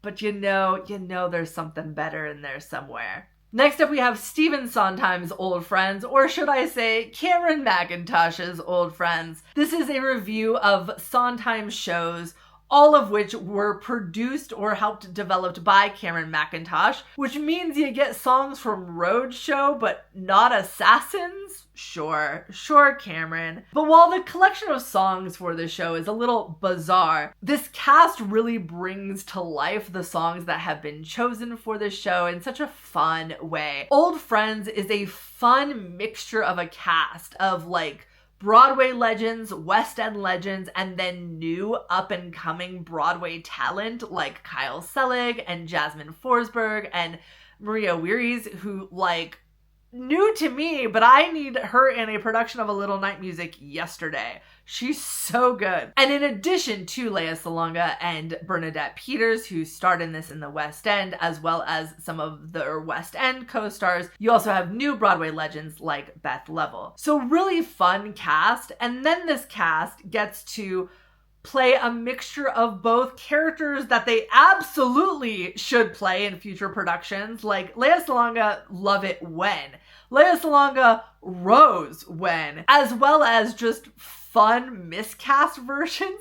Like Bernadette Peters as Little Red is just super fun to see, and where else would you see it than in a review? And then of course you have Beth Level singing the greatest renditions of Ladies Who Lunch I have ever witnessed. And credit where credit is due, Cameron Mackintosh definitely put money behind this review. Even the design is more extravagant than you would ever see in a review. We have full costumes for some songs, full scenic design elements, projection elements. I think the overall design of the show is incredibly well done and more than I would expect. This easily could have just been a slapped together concert with like minimal staging and minimal costumes, but you get more of a production value than that, which I really appreciated. I do think that there are moments and choices in this show that Cameron Mackintosh kind of let his ego steer him in the wrong direction. There are a couple song choices that I would have included other musicals, and that's in terms of like the song choices and the video elements. Some of it does feel a little bit too much like him capitalizing off of Sondheim's death that gives you just a little bit of a bad taste in your mouth. But at the same time, there are so many moments within this that I was tearing up that I felt like I needed a tribute to Sondheim. I just wish that it felt at times like less of a cash grab. I also do wonder what this would have been like with more Broadway people for the Broadway production. I think a lot of the West End performers are incredibly talented, but we don't necessarily, as American audiences, have a connection to them. And while I was excited to see new performers from the West End that I've never gotten to see perform before, at the same time, there was just something so special about getting to see performers that I'm familiar with perform these songs that I wish we got just a little bit more of that. At the end of the day, I enjoyed this. I always enjoy seeing Sondheim songs on stage, but I have to give this 3 stars. Next up, we have Swept Away, the most tragic of the musicals this year. Swept Away tells a story of a mate at the end of his life who is haunted by the ghost of his past and this traumatic experience that he had on a shipwreck and everything that happened after it. And as he contends with the guilt that he feels and compelled by these ghosts that are haunting him, he tells us, the audience, the story of what happened. Swept Away ultimately is an incredibly well-crafted musical that just 1,000% was not for me. And I think this show is always going to struggle to find an audience. But that definitely doesn't take away from the fact that this was so well put together. The writing, the performances, the design. I am so happy that Rachel Hawk got a nomination for that scenic design because it was truly breathtaking. The way that she constructed that ship and combined with the lighting design and the sound design and the orchestrations were able to complete an entire shipwreck in an incredibly intimate setting when I originally saw this at Berkeley Rep. I do think the show lost a little bit of that intimacy in the transfer to Broadway, but that did not make that design any less incredible. John Gallagher Jr. as the mate, of course, never disappoints when he's on stage. I thought he gave an incredible performance, but also newcomer Adrian Blake Ensko as the younger brother was such a standout in this production. I cannot wait to see more from them. And when I saw this originally on Broadway, I loved the orchestrations, but it wasn't until I recently went to the reunion concert that they recently had in New York that I realized how much of the orchestrations include what I thought was sound effects that are actually instruments. Like, that is incredible. Now, I've definitely seen a lot of criticism about this show that I completely agree with in terms of like it's a slower pacing. It's definitely a darker subject matter. A lot of the songs feel like they kind of stop the action and that nothing's happening. But I truly believe that all of that was an intentional choice for the story being told. And while it's not exactly entertaining to me per se, because again, I just don't think the show is for me, I do think it knew exactly what it wanted to be. And for the audience that it was seeking, it really was successful in telling that story to them. I do, however, just think that's hard to sell on Broadway, right? Like, there has to be a level of commercial in order to succeed on Broadway, unfortunately. And I just don't think Swept Away was meant to go there. But I'm glad that it did. I'm glad that it was able to get that platform. And a part of me kind of wishes that this was picked up by a nonprofit instead, so that it got just a brief limited run instead of trying to stay open during the holiday seasons when people are not going to want to go see a show about a shipwreck and cannibals. So there you go. Ultimately, while Swept Away was not for me at all, I do think, again, this was well crafted and I give it 4 stars. Also, shout out to this playbill design, which is hands down, my favorite playbill design of the season. I love this artwork. This is incredible. Wow, we really had all of the musical flops right here at the end. Next up, we have the ill-fated Tammy Faye that tells the story of Tammy Faye's life starting from when she is diagnosed with cancer and flashing back to her time as a televangelist with her husband, Jim Baker. Did this show know what it wanted to be? Absolutely not. I actually saw this twice, once during previews, once shortly after it opened. And I will say, this is the only show that actually did not benefit from the fact that I saw it twice. I liked it significantly less the second time, which like rarely happens. Either my opinion stays pretty much the same or I like it better the second time. No, Tammy Faye, I actually kind of enjoyed and had a good time the first time I saw it. I was like, this is campy and fun. It's definitely still in previews and needs work, but I believe they're gonna do the work and they're gonna make it more campy. And you know what they did? The opposite. They did the opposite of that. They cut a lot of stuff that I thought actually worked in the show. They took it in a much more serious direction. And by the time I saw it again, none of it worked for me, with the exception of a couple really fun, campy moments, like the religious anthem, He's Inside You, which is just ridiculous and fun. And I wish more of the show captured that spirit. I wish this musical was able to figure out what it wanted to be. And I wish that it really leaned into the camp of Tammy Faye as a character. I think there's something there. There are songs in this that I really enjoyed. Katie Brabin gave an incredible performance. I think Andrew Rannells as Jim Baker would have been more appropriate casting for the vision that I see that would have fit this musical a little better than Christian Borle, who really can't do camp. I know they cut songs on the transfer. Unfortunately, I don't think we're ever going to get a cast recording of the show, which is sad because there are some songs that I actually genuinely like Tammy Faye's 11 o'clock number, like the incredibly fun He's Inside You. And there were aspects of this direction that I really liked, specifically the sightline. I thought the way that this show was directed all the way into the wings, so even if you were sitting to the side of the theater, you got to see into the wings of this TV studio and see performers that you wouldn't necessarily be able to see from the center orchestra seats. I love when directors do that. It's that attention to detail and caring about everybody that sits in your theater. And I thought Tammy Faye handled that incredibly well.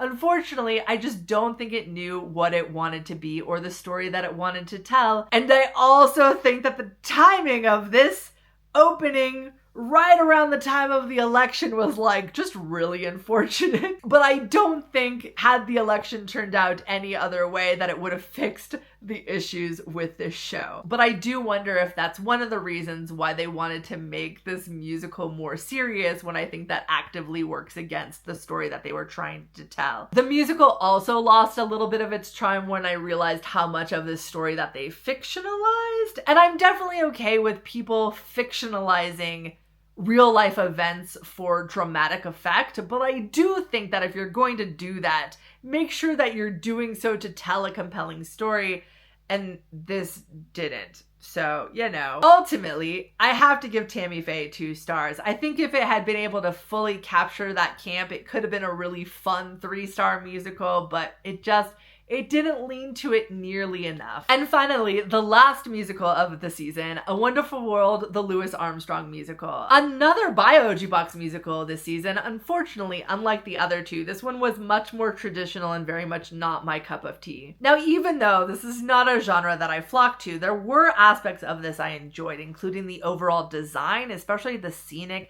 and lighting elements. This cast was incredibly talented, especially, of course, James Monroe Iglehart, and the way that he was able to transform his voice as Louis Armstrong aged throughout the show was so impressive. And the choreography in this, outstanding. Unfortunately, A Wonderful World does suffer from being, a Wikipedia article of Louis Armstrong's life. And what's interesting to me is that in watching interviews with the creative team of this show, they really were talking about how this was going to be uniquely structured around Louis Armstrong's 4 wives throughout his life, and how that would ultimately be the framing device of the show.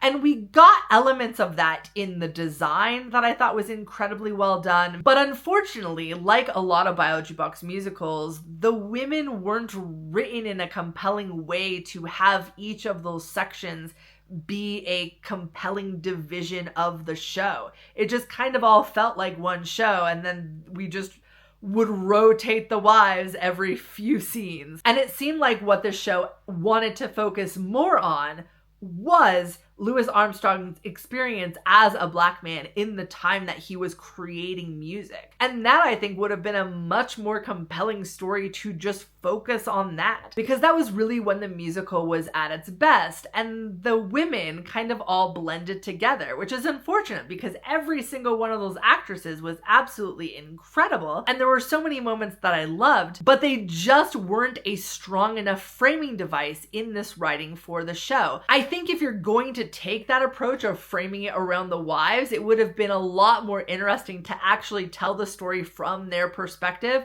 and have Louis Armstrong as a character in their stories as they hand off the narration, or to have them just be the secondary characters that they are in this story and really focus solely on the aspect of race in Louis Armstrong's career. Instead, because we have this mixture of both of these stories happening, it ends up being a more traditional, let's try to cram as much of Louis Armstrong's life into this musical as possible and not really spend enough time on any one aspect. And when you don't have that specific story to focus on, it ends up really just becoming that Wikipedia entry, which is great if you're going to see a show about an artist that you love and getting to just relive those songs, but I also want bio jukebox musicals to tell a compelling story. And I just didn't get that from A Wonderful World. Overall, I thought it was well crafted, but the writing just sort of let it down, so I gotta give A Wonderful World 3 stars. And that is the end of our 14 new musicals. Now moving on to the 14 new plays.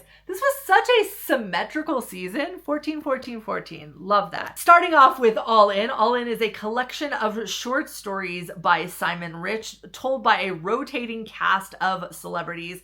When I saw it, I saw Lin-Manuel Miranda, Aidy Bryant, Nick Kroll, and Andrew Rannells. And each of these performers reads aloud these stories and brings them to life on the stage. And interspliced with all of these stories about love, you have the Bangsons singing songs about love. And the concept of this play on paper feels like such a cash grab, right? Just celebrities in chairs reading stories out of binders. They're not even memorized. But when I tell you, Alex Timbers is able to take any concept that feels like it would be cheap and just mediocre and not work, and is able to bring it to life, All In is another example of that. This was surprisingly enjoyable for what it was. Were these performers reading from binders? Yes. But they're professional actors for a reason. They were providing full characterizations and really bringing these stories to life.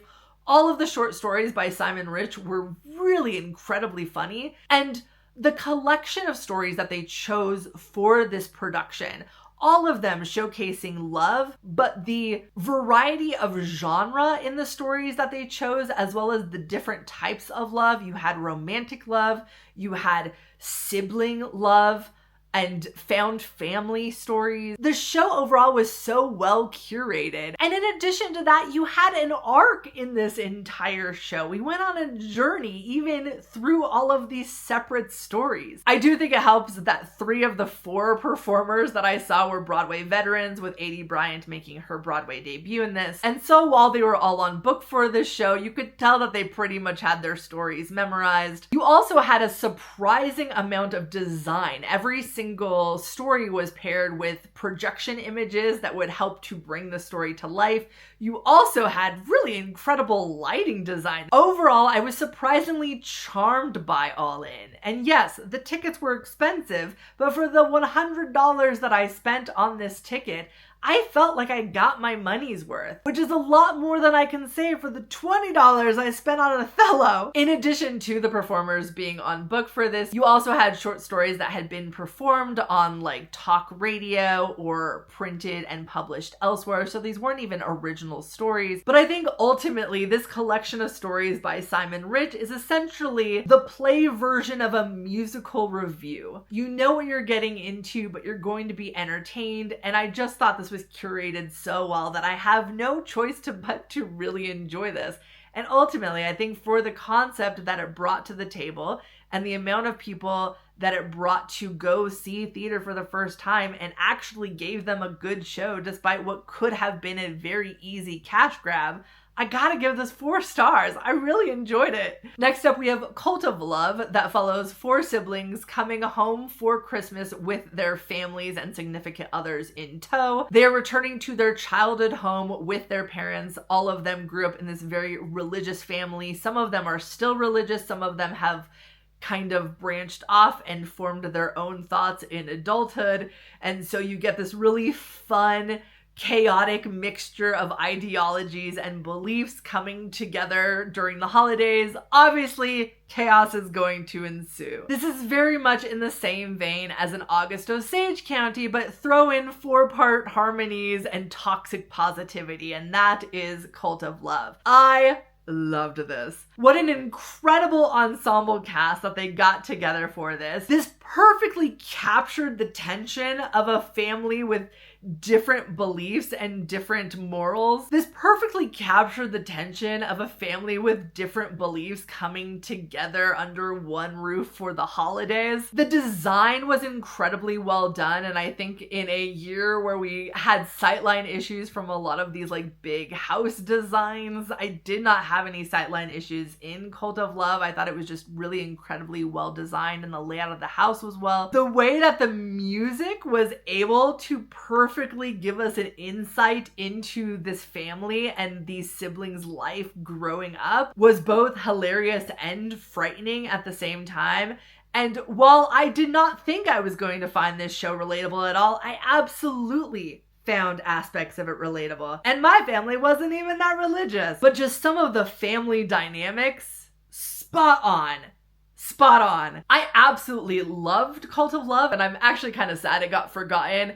In my opinion, this is kind of like the 6th best play nominee in the same way that Real Women Have Curves is the 6th best musical nominee. I would have loved to have seen this get remembered. But I do think ultimately where this play suffers is that it doesn't, like many of the other 5-star plays this season, have that big wow moment. But I just absolutely loved this. I think it's a great entry into the canon of family dramas. Definitely a 5-star from me. Next up, we have English, the Pulitzer Prize winning play by Sanaz Tusi that follows a class of adults in Iran preparing to take the TOEFL, or the Test of English Foreign Language Proficiency exam. And throughout this play, we learn about each of these characters and why they're taking this exam, whether it is for a job that they need to learn English for, whether it's to communicate with their family who has moved to an English-speaking country. But we also learn about their relationship with language and accents. And the accent work in this play is incredible because part of the way that this story is told is that all of these characters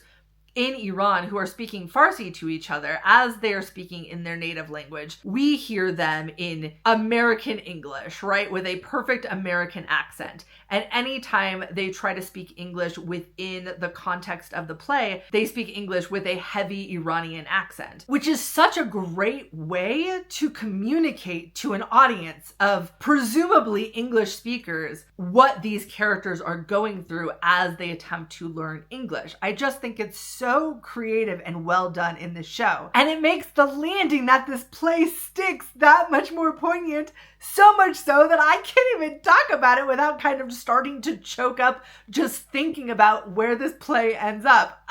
It's so good. There's a reason English won the Pulitzer. And the writing aside, the direction of this play is so incredibly done, from the interactions that these characters have with each other, their proximity to each other on the stage, and the way that they transition through each of the days and each of the scenes. The scenic design of this production was beautiful. The lighting design, stunning, again, to showcase the passage of time. I just thought it was so incredibly well done. And in this very simple unit set that would rotate on the stage to give us multiple angles of this single classroom, that is the only location that we get to see in this play. And this cast, so good. And I am so happy for the nominations for both Tala Asha and Marjan Nashat, because they are so good. And if either of them won, I would be elated. So many good plays this year. So many good plays. And English, easily 5 stars. Easily. Next up, we have Good Night and Good Luck, which is the adaptation of the film of the same name, directed by George Clooney. George Clooney, in his Broadway debut, now steps into the starring role as Edward R. Murrow, as we see his incredibly famous showdown with Senator Joseph McCarthy during the McCarthy trial. Murrow famously investigated head-on all of the paranoia and propaganda that Joseph McCarthy was spreading, and the network received a lot of backlash as a result, and this play explores all of that. Credit where credit is due, and this happens a couple times on this list, but shout out to George Clooney for making his Broadway debut in a new play. Is it an adaptation of a film? Sure. But it is a new play and a timely story, an incredibly timely story. In this time today of misinformation constantly being spread on the internet and paranoia and propaganda, I think a lot of Good Night and Good Luck rings true to present day. And this production very much makes the ties from the past to the present. In a way that's a little bit pandering, but that's okay. That's okay. I think right now we could use with a little pandering when it comes to this subject matter. I also love how accessible this production is. Despite the fact that Good Night and Good Luck is consistently one of the highest grossing plays every single week, along with Glengarry, Glen Ross, and Othello in the, average of over $300 ticket prices. It is incredibly expensive to see this. However, Good Night and Good Luck actually offers legitimate budget options, including a rush, including a lottery, and standing room. And all of that is actually advertised in their lobby when you go into the theater, which I think is unprecedented. I can't think of another example that advertises their rush in the lobby of the box office. So huge props to the team of Good Night and Good Luck and presumably George Clooney. In addition to that, they're going to be broadcasting the final performance of Good Night and Good Luck on CNN for everyone to see for free. That's awesome. Like literally awesome. I wish more celebrities would do that. So freaking cool. I also love the fact that this has an incredibly huge cast. A lot of those performers, in addition to George Clooney, are making their Broadway debuts. The design is also incredibly maximalist. I loved the scenic design in this show. I also loved the use of screens. Obviously, television plays a very important part in this story.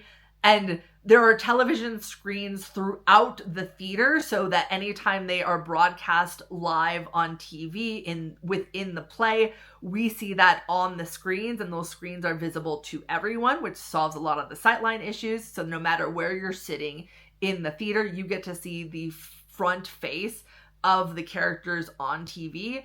I love the way that this play spliced together live footage of George Clooney as Edward R. Murrow with actual historical footage. Incredibly well done. And within some of these scenes, as the scenes were transitioning, we also had these music interludes sung by a live band and live singer on the set, like they would sing in the middle of live broadcasts on TV at that time, which I thought was such a great idea to frame this play. I think it also broke up these scenes because ultimately the story is incredibly dry. There's a little bit of humor in this show. I wish there was a little bit more. The story itself is a little too slow. It gets a little boring at times, but I do think it's an important story to tell, and I'm glad that this play is on Broadway right now. I also think the performances were kind of hit or miss. There were some performances I really liked. I actually really liked George Clooney. I thought he was fine. Do I think he deserved the nomination over Kit Connor? Probably not. No, definitely not. But, I think he was really good, and I hope he does more Broadway shows. But there were other performers that did not feel at home on a Broadway stage at all, with zero stage presence. Unfortunately, Alana Glazer, who I love as a comedian and on TV, does not work on stage, at least not in this show. I would actually like to see her maybe in a more comedic role, but she just didn't work for me. And that was the case with about half of the cast. There were also, in terms of the costume designs, and because I was sitting back in the mezzanine and it's a large theater, because of the casting of some performers as certain characters, there were a couple characters that I kept getting mixed up because they were dressed similarly and cast with a very similarly built actor. And I do think that's important to take into account when you're designing characters, is can you tell them apart from far away? And I guess that's one of the challenges when everybody's wearing a suit, right? This wasn't by any means my favorite play, but I understood why they felt the need to tell this story right now, 1000%. And I thought a lot of that was well crafted. Ultimately, I gotta give this 3 stars. I wish it was just a little bit more entertaining. I wish the writing was a little bit stronger, but I see the vision. And I appreciate what they're doing here. And in a world of Othellos and Glengarry, Glen Rosses, be a good night and good luck, future celebrities who want to come to Broadway. Next up, we have The Hills of California, one of my favorite plays of the season. I adored this. Hills of California is about 4 sisters who reunite for the first time in decades as their mother is lying on her deathbed. And it flashes back and forth to 20 years prior to the last time all of these sisters were together in this boarding house that their mother ran. And so we get to see the events of the past that led them to be so distant from each other in the future. Hills of California was definitely a slow build. It's a long play, 3 acts, 3 hours, but the payoff is just so good.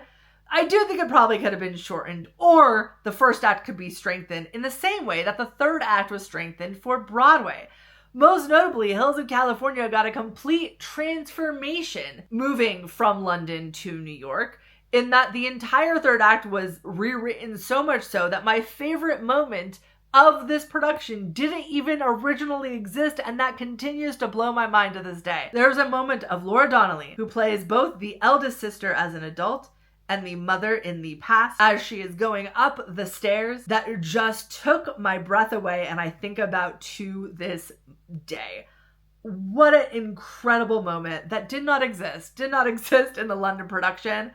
And wow. Sorry if you are watching from the West End, but you missed out, and I hope you eventually get to see this version. Hills of California is such a fascinating look at the long-lasting effects that those major life events have on our lives, even when we continue to tell ourselves that they do not have an effect, and the way that it is able to communicate that in this play, so well done. And this entire cast, spectacular, but of course, Laura Donnelly, absolute perfection in this show. If there was any justice, she would get leading actress in a play in my book. And I know she probably does not have a chance in hell because of Sarah Snook, but she is so freaking good in this and broke my heart just walking up those damn steps. The use of music in this show is also incredibly well done. And the final song in Hills of California, chills. Is it a little long? Yes. Is the pacing a little slow at first? Yes. Could you probably cut a couple of the side characters? Also, probably yes. But I still gotta give it 5 stars. It is just so good, in my opinion, and so powerful. And it is one of those plays that, despite the fact that I saw 42 Broadway shows, in addition to the hundreds of other shows in the last season, this is one of those that has still stuck with me all of these months later. Next up, we have Job, a new play about a tech worker in Silicon Valley who has to go to a work-mandated psych evaluation after she has a breakdown at work. This play is full of twists and turns that I will not spoil, but let me just tell you, it starts off and it hits the ground running, and it does not let go until the end. I am going to be very careful, though, to not spoil this show for you, because this was the second time that I saw this after seeing it off Broadway, and unfortunately, I don't think Job has rewatchability. I was hoping that on second viewing, I would appreciate catching more of the little nuggets that lead us to where the show ends up by the finale. But I found that once that tension is gone, once you know what's going to happen, you start to notice a lot of the pacing issues in this show, because it no longer has you grabbed by the throat, right? And so it begins to slow down in the middle where it doesn't that first time that you see it. But Job is an incredible first time watch. The amount of tension that I had in my body while watching this the first time, unmatched. I do wonder if I could go rewatch this play in a completely different production. I do think that in transferring from the off-Broadway space to Broadway, it lost a lot of that intimacy that also made it incredibly tense off-Broadway. I also think they made updates to the design, specifically replacing these light bulbs that were on the back of the stage with LED screens. And in losing that, you lost like the crackling effect of the electricity of the light bulbs as they would flash off and on. That added to the overall like sound effects that really helped to build tension in this play that I really missed when you just had the LED screens. I don't think they were as effective. So I do think that there were elements of the design that changed that took away from the overall production. This play also is not going to be for everyone. Again, it's a very tense watch. It goes to some pretty dark places. If you're looking for a happy, fun time, this is 100% not it. There are very few comedic moments in this. But I do think in terms of building tension, Job does an incredible job.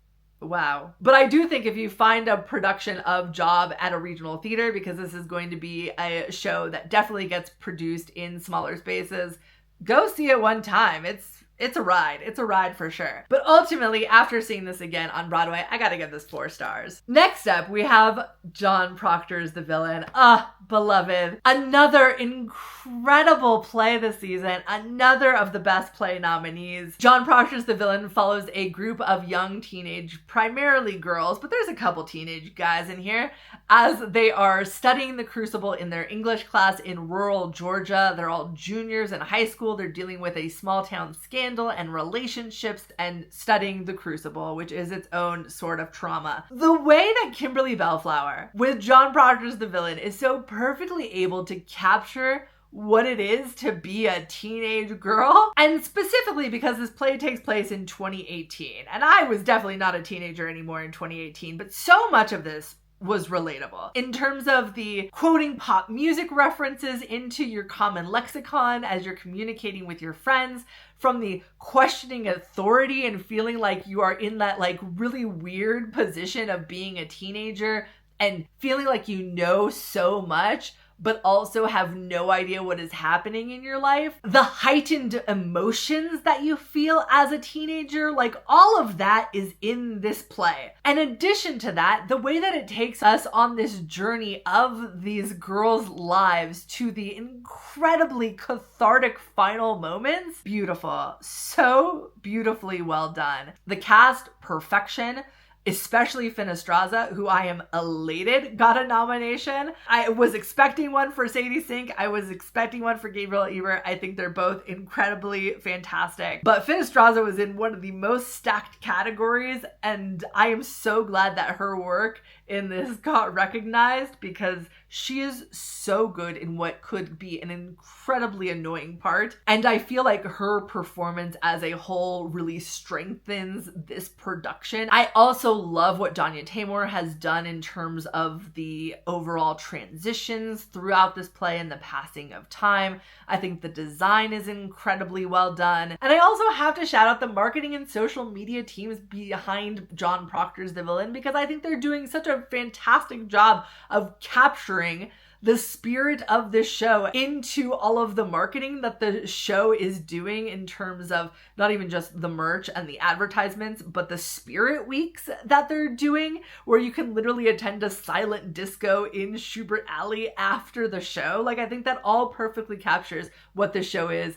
And after seeing John Proctor's The Villain, every time I go see it, I immediately want to dance and let all of my emotions out right afterwards. So I think having a dance party in Schubert Alley is brilliant, and they should actually just do it every night. Anyway, John Proctor's The Villain is a perfect play and 5 stars. And honestly, if I was voting, this would be my pick for best play. Do I think it wins?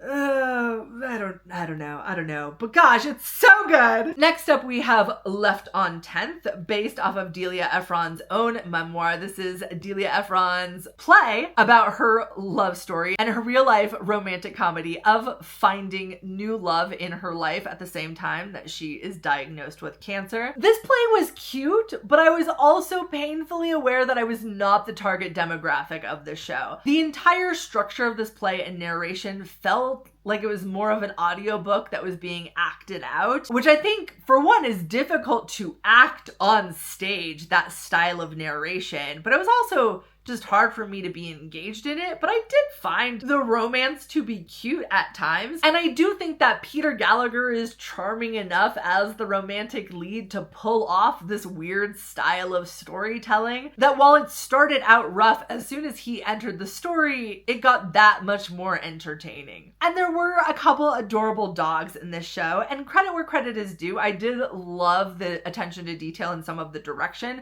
specifically how thought through the costume changes on stage were directed, because there were moments where characters had to change costumes on stage where they were visible by some of the audience to the sides, and they dressed the dressers in costume, which I really appreciated as somebody, again, who really appreciates attention to detail when it comes to sight lines. It wasn't for me. I was a little bored. I ultimately give it 2 stars. I kind of wish that it had been structured more like a traditional romantic comedy.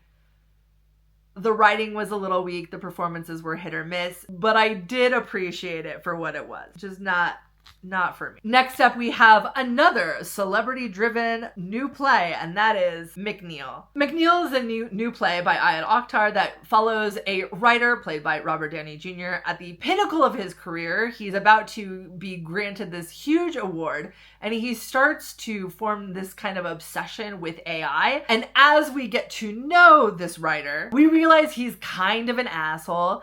He, like many writers, has taken all of his stories from the people in his life. And so the play kind of sort of explores, where do we draw the line in terms of a writer borrowing a story, whether through an adaptation and putting their own personal spin on it, or whether a story from somebody else in their life, or like full-on plagiarism, versus AI, who takes already pre-existing works of art and just kind of regurgitates it in a very robotic way. Like, where do we draw the line there? Which is, I will say, kind of an interesting concept, but this play never had anything compelling to say about that concept. It was just kind of like an amalgamation of ideas.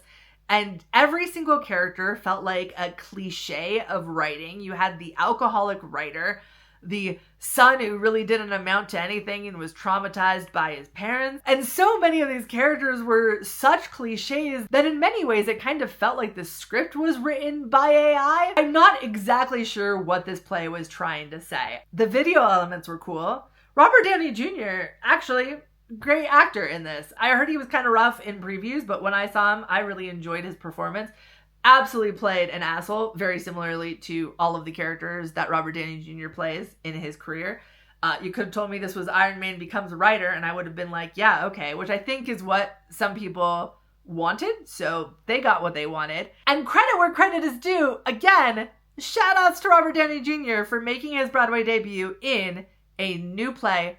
But why? Why was this written? Did we not read the script before agreeing to do it? I don't know. Ultimately, I give it 2 stars. It was bad, but it tried something, right? It tried something, interesting concept. I definitely didn't feel like I was ripped off in the same way I felt after Othello, but I have questions. I have questions about this one. Next up, we have Oh Mary. Oh Mary tells the absolutely true and incredibly well-researched story of Mary Todd Lincoln and her secret desire to be a cabaret star and the absolutely diabolical homosexual standing in her way. Oh Mary has to be one of the most quotable shows of the season. This play is absolutely ridiculous in every sense in the word, written and starring the brilliant Cola Scola. They are so magnetic on that stage. And one of the things that Oh Mary, I think, does incredibly well is that this style of comedy can often get repetitive. Oh Mary never feels like it's getting old. And I've seen this show 4 different times with 3 different Marys. And it doesn't get old or tiresome. The pacing is just so fast and quick the entire show. The way that this show is able to escalate its humor throughout it to, again, an absolutely perfect finish. Just the fact that Oh Mary is a Pulitzer finalist is, one, deserved. Huge congratulations to Cola Scola, but like, that is ridiculous. And I did not think that this play had a chance in hell of winning Best Play, because I think it's good and it's critically acclaimed, but the Tonys usually don't go for comedies. Like, I'm pretty sure the last comedy that won was in 2013 with Vanya, Sonia, Masha, and Spike. It usually doesn't go to a comedy, but I legitimately think Oh Mary may win. I would still pick John Proctor. I love her. But Oh Mary is just so funny. The performance is stellar, and I think it's a testament to both Sam Pinkelton's direction and Cola Scola's writing in just how much the show holds up when Cola Scola is not in it. One thing I love about this show in general is just the complete disregard for historical fact, both in terms of the writing, obviously, but also in terms of the casting. This has had the most diverse cast in terms of especially gender for our leading character, who has been played not just by a non-binary performer with Cole, but by a cis woman and a cis man, and it's still funny and still works every single time. And despite the fact that this play is so beautifully stupid, every single actor is approaching this with like the utmost sincerity. They're giving 1,010% to these roles, and that's truly what makes it work. I think that if you play this with any aspect of irony or making fun of the material, it would fall apart. But it doesn't, and it just works so well. Now, of course, humor is subjective, and I think that anybody that doesn't find this style of humor to be funny is going to be possibly bored in this. It's a very stupid kind of humor. These characters are not likable in this show.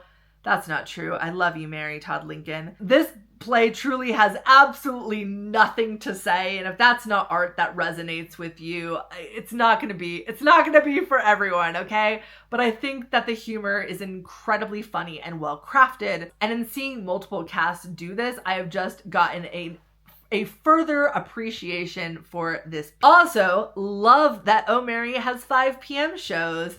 And it is short, so you can in fact do a 5 p.m. and then a 7 p.m. curtain of a show in Midtown to squeeze in an extra show on a Thursday or a Saturday.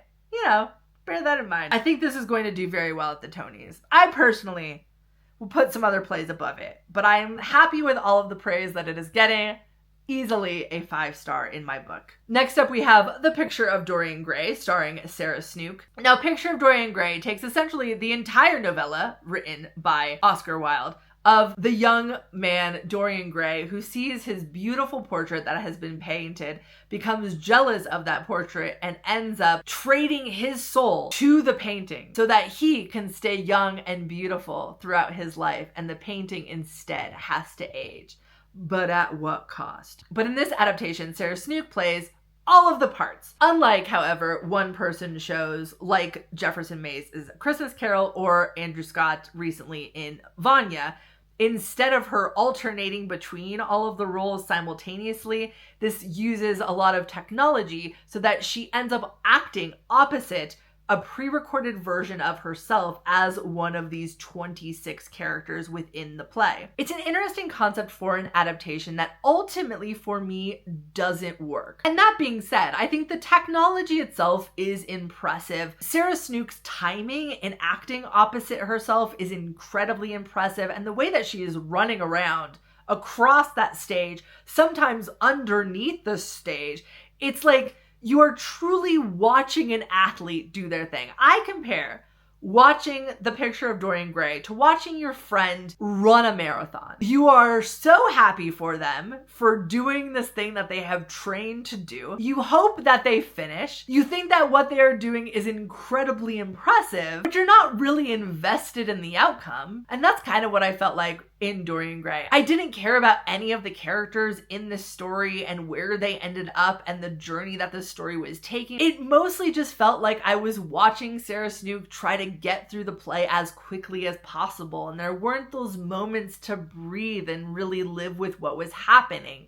There were a couple moments that were fun to watch, but I wasn't ever actually invested in Dorian Gray or the characters around him. And to be fair, this is a show about a guy who trades his soul, and I think that the show itself, in leaning into all of the technology aspect, kind of feels like it too traded its soul, and I want soul in the theater that I consume. I wanted to be left chilled by the events of this play, and instead I was left with, wow, that was really impressive what Sarah Snook did, which is not what I want. It's not what I want from theater. But that being said, the technology is cool, and I've seen this kind of technology of performers acting opposite pre-recorded versions of themselves used in other material.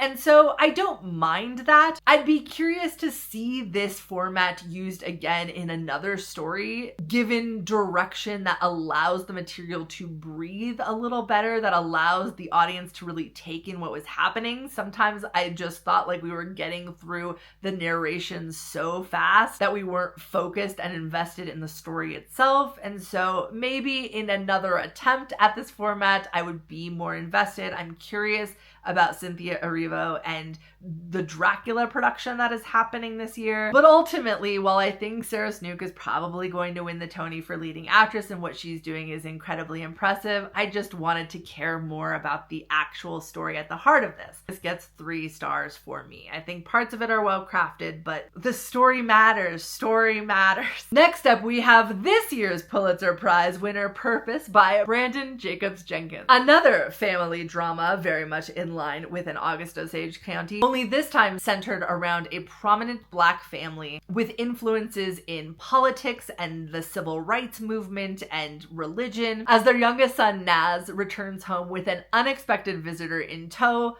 for a very climactic dinner. Look, I love this style of play. I love a play where a family comes together and it's a little toxic and secrets come out, but we also get to explore some really interesting themes. In this case, Purpose explores the legacy that these parents set up for their two sons, one in politics, one in religion, and where they ended up from there. Purpose also gets huge bonus points in my book for having an explicitly ace character. I don't think you understand how rare that is in theater. And when I say explicit, I don't just mean like they casually mention one of the characters as ace. I mean, this character has an entire monologue on that stage about what being ace means to them. I have never seen that on stage. Purpose also has the strongest ensemble cast of any show this season. I mean, just the fact that every single performer, except for one, is nominated for a Tony this year in like incredibly stacked categories. And honestly, Alana Arenas should have been nominated. I loved her performance in this. In fact, I thought she was gonna get a nomination, just her walking down the stairs. There were a lot of stairs this season. This cast, perfect. Loved the writing in this play. I've seen a lot of criticism that the second act slows down a little bit, but I actually really loved the second act and the way that it was able to breathe in a way that oftentimes these kinds of family dramas don't. I loved where the show ended up by the end of it. I'm so glad this won the Pulitzer. Absolutely. I will say my biggest issue with this is actually the sightlines. Again, similar to maybe Happy Ending. In the case of Purpose, one of the most climactic scenes in this has major sightline issues for like a good percentage of the theater, which I just think is completely unnecessary. I think there's definitely a way that you could have staged that like literally 2 feet over that would have solved a lot of those sightline issues. That's always frustrating. And especially with the design of this, there are aspects of the design that are completely blocked if you're sitting to the side of the theater. So that's kind of the biggest miss for me. But this production as a whole, I absolutely loved. Despite that, easy 5 stars from me. Next up, we have The Roommate, starring Mia Farrow and Patti LuPone as an odd couple of sort of roommates. Sharon, played by Mia Farrow, is recently divorced and looking for a roommate in the first time in her life. She really hasn't lived much and feels like this is kind of her first moment of freedom. Patti LuPone's Robin answers the call, and Robin has kind of lived an incredibly wild life and is finally deciding to settle down and live a little quieter for the first time in her life. And we see these women through some really funny scenarios and rather sweet moments at this crossroads in their life. The absolute highlight of this production for me was absolutely Mia Farrow, who I just thought was so charming. This production as a whole didn't really work for me. I do wonder if Jack O'Brien was really the right director to tell this story, but especially because the pacing of the entire show just kind of felt off. The transitions went to blackout and changed in a blackout, which just always drives me nuts. And I thought that they really slowed down the momentum of the play and the comedy. I definitely think that there's some awkward pacing in the play, but I would actually like to see a different production of this play because there's so many really charming moments, and especially with these 2 women leading this cast, I think this production could have been a lot more than it was, but it was fine and entertaining, and I give it a solid 3 stars. And finally, last but certainly not least, Stranger Things: The First Shadow. Stranger Things is the prequel story of Henry Creel as he first comes to Hawkins and everything that happens in Hawkins.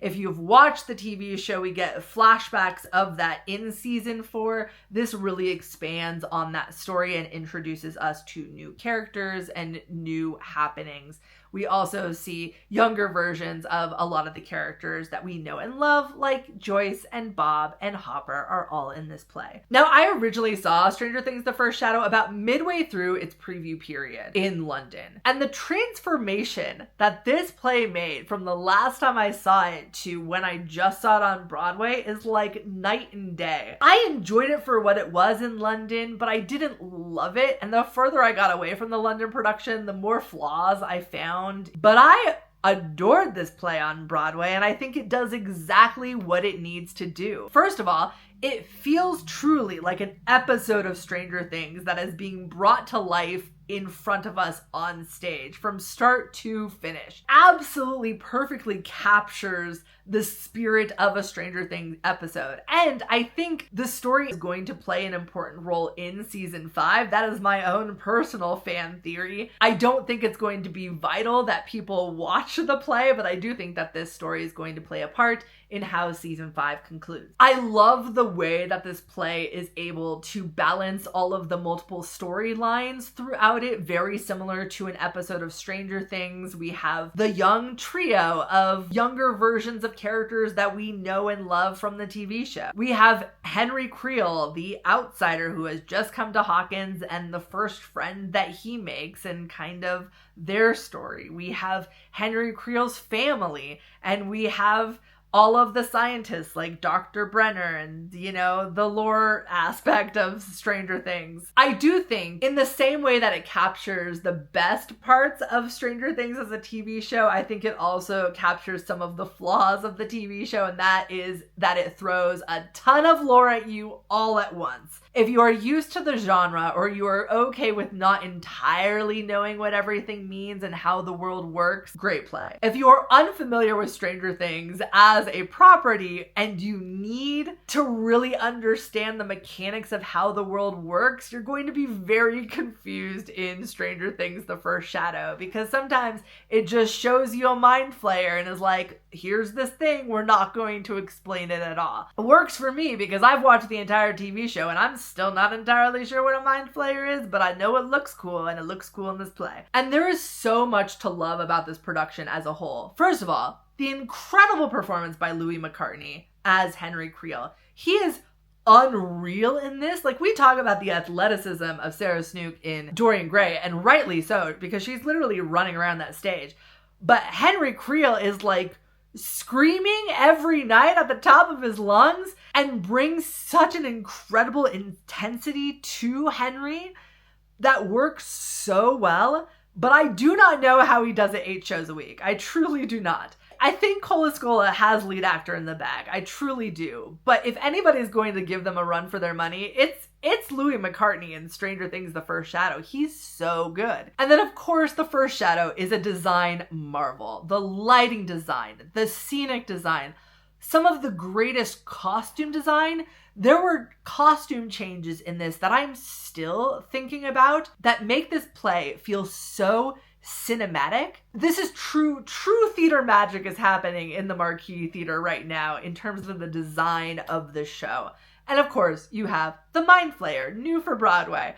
There's a couple other effects that are new for Broadway that are cool. They're cool, they add to the show, they really add to the spectacle of the entire thing. I don't think there's going to be a lot of sweeps at the Tonys, but if there's one, it's going to be Stranger Things in the design categories, because this is a design marvel. I also personally really love the pacing and the overall direction of The First Shadow. There's an entire sequence where we are transitioning between multiple locations, swapping back and forth between different characters, similar to how they do in the TV show, that just works so incredibly well on stage. The use of staging into the audience, I absolutely love. It really is like you are a part of this episode. They come out into the audience at multiple points, and not just in the orchestra, but also in the mezzanine seating. So even if you are upstairs, you don't miss out on that aspect of it, which I love. Again, thinking of everybody in the theater, not just the people who can afford the rich seats. And one thing that I think Stranger Things: The First Shadow does so incredibly well is on-stage horror. I think horror as a genre is so hard to capture in theater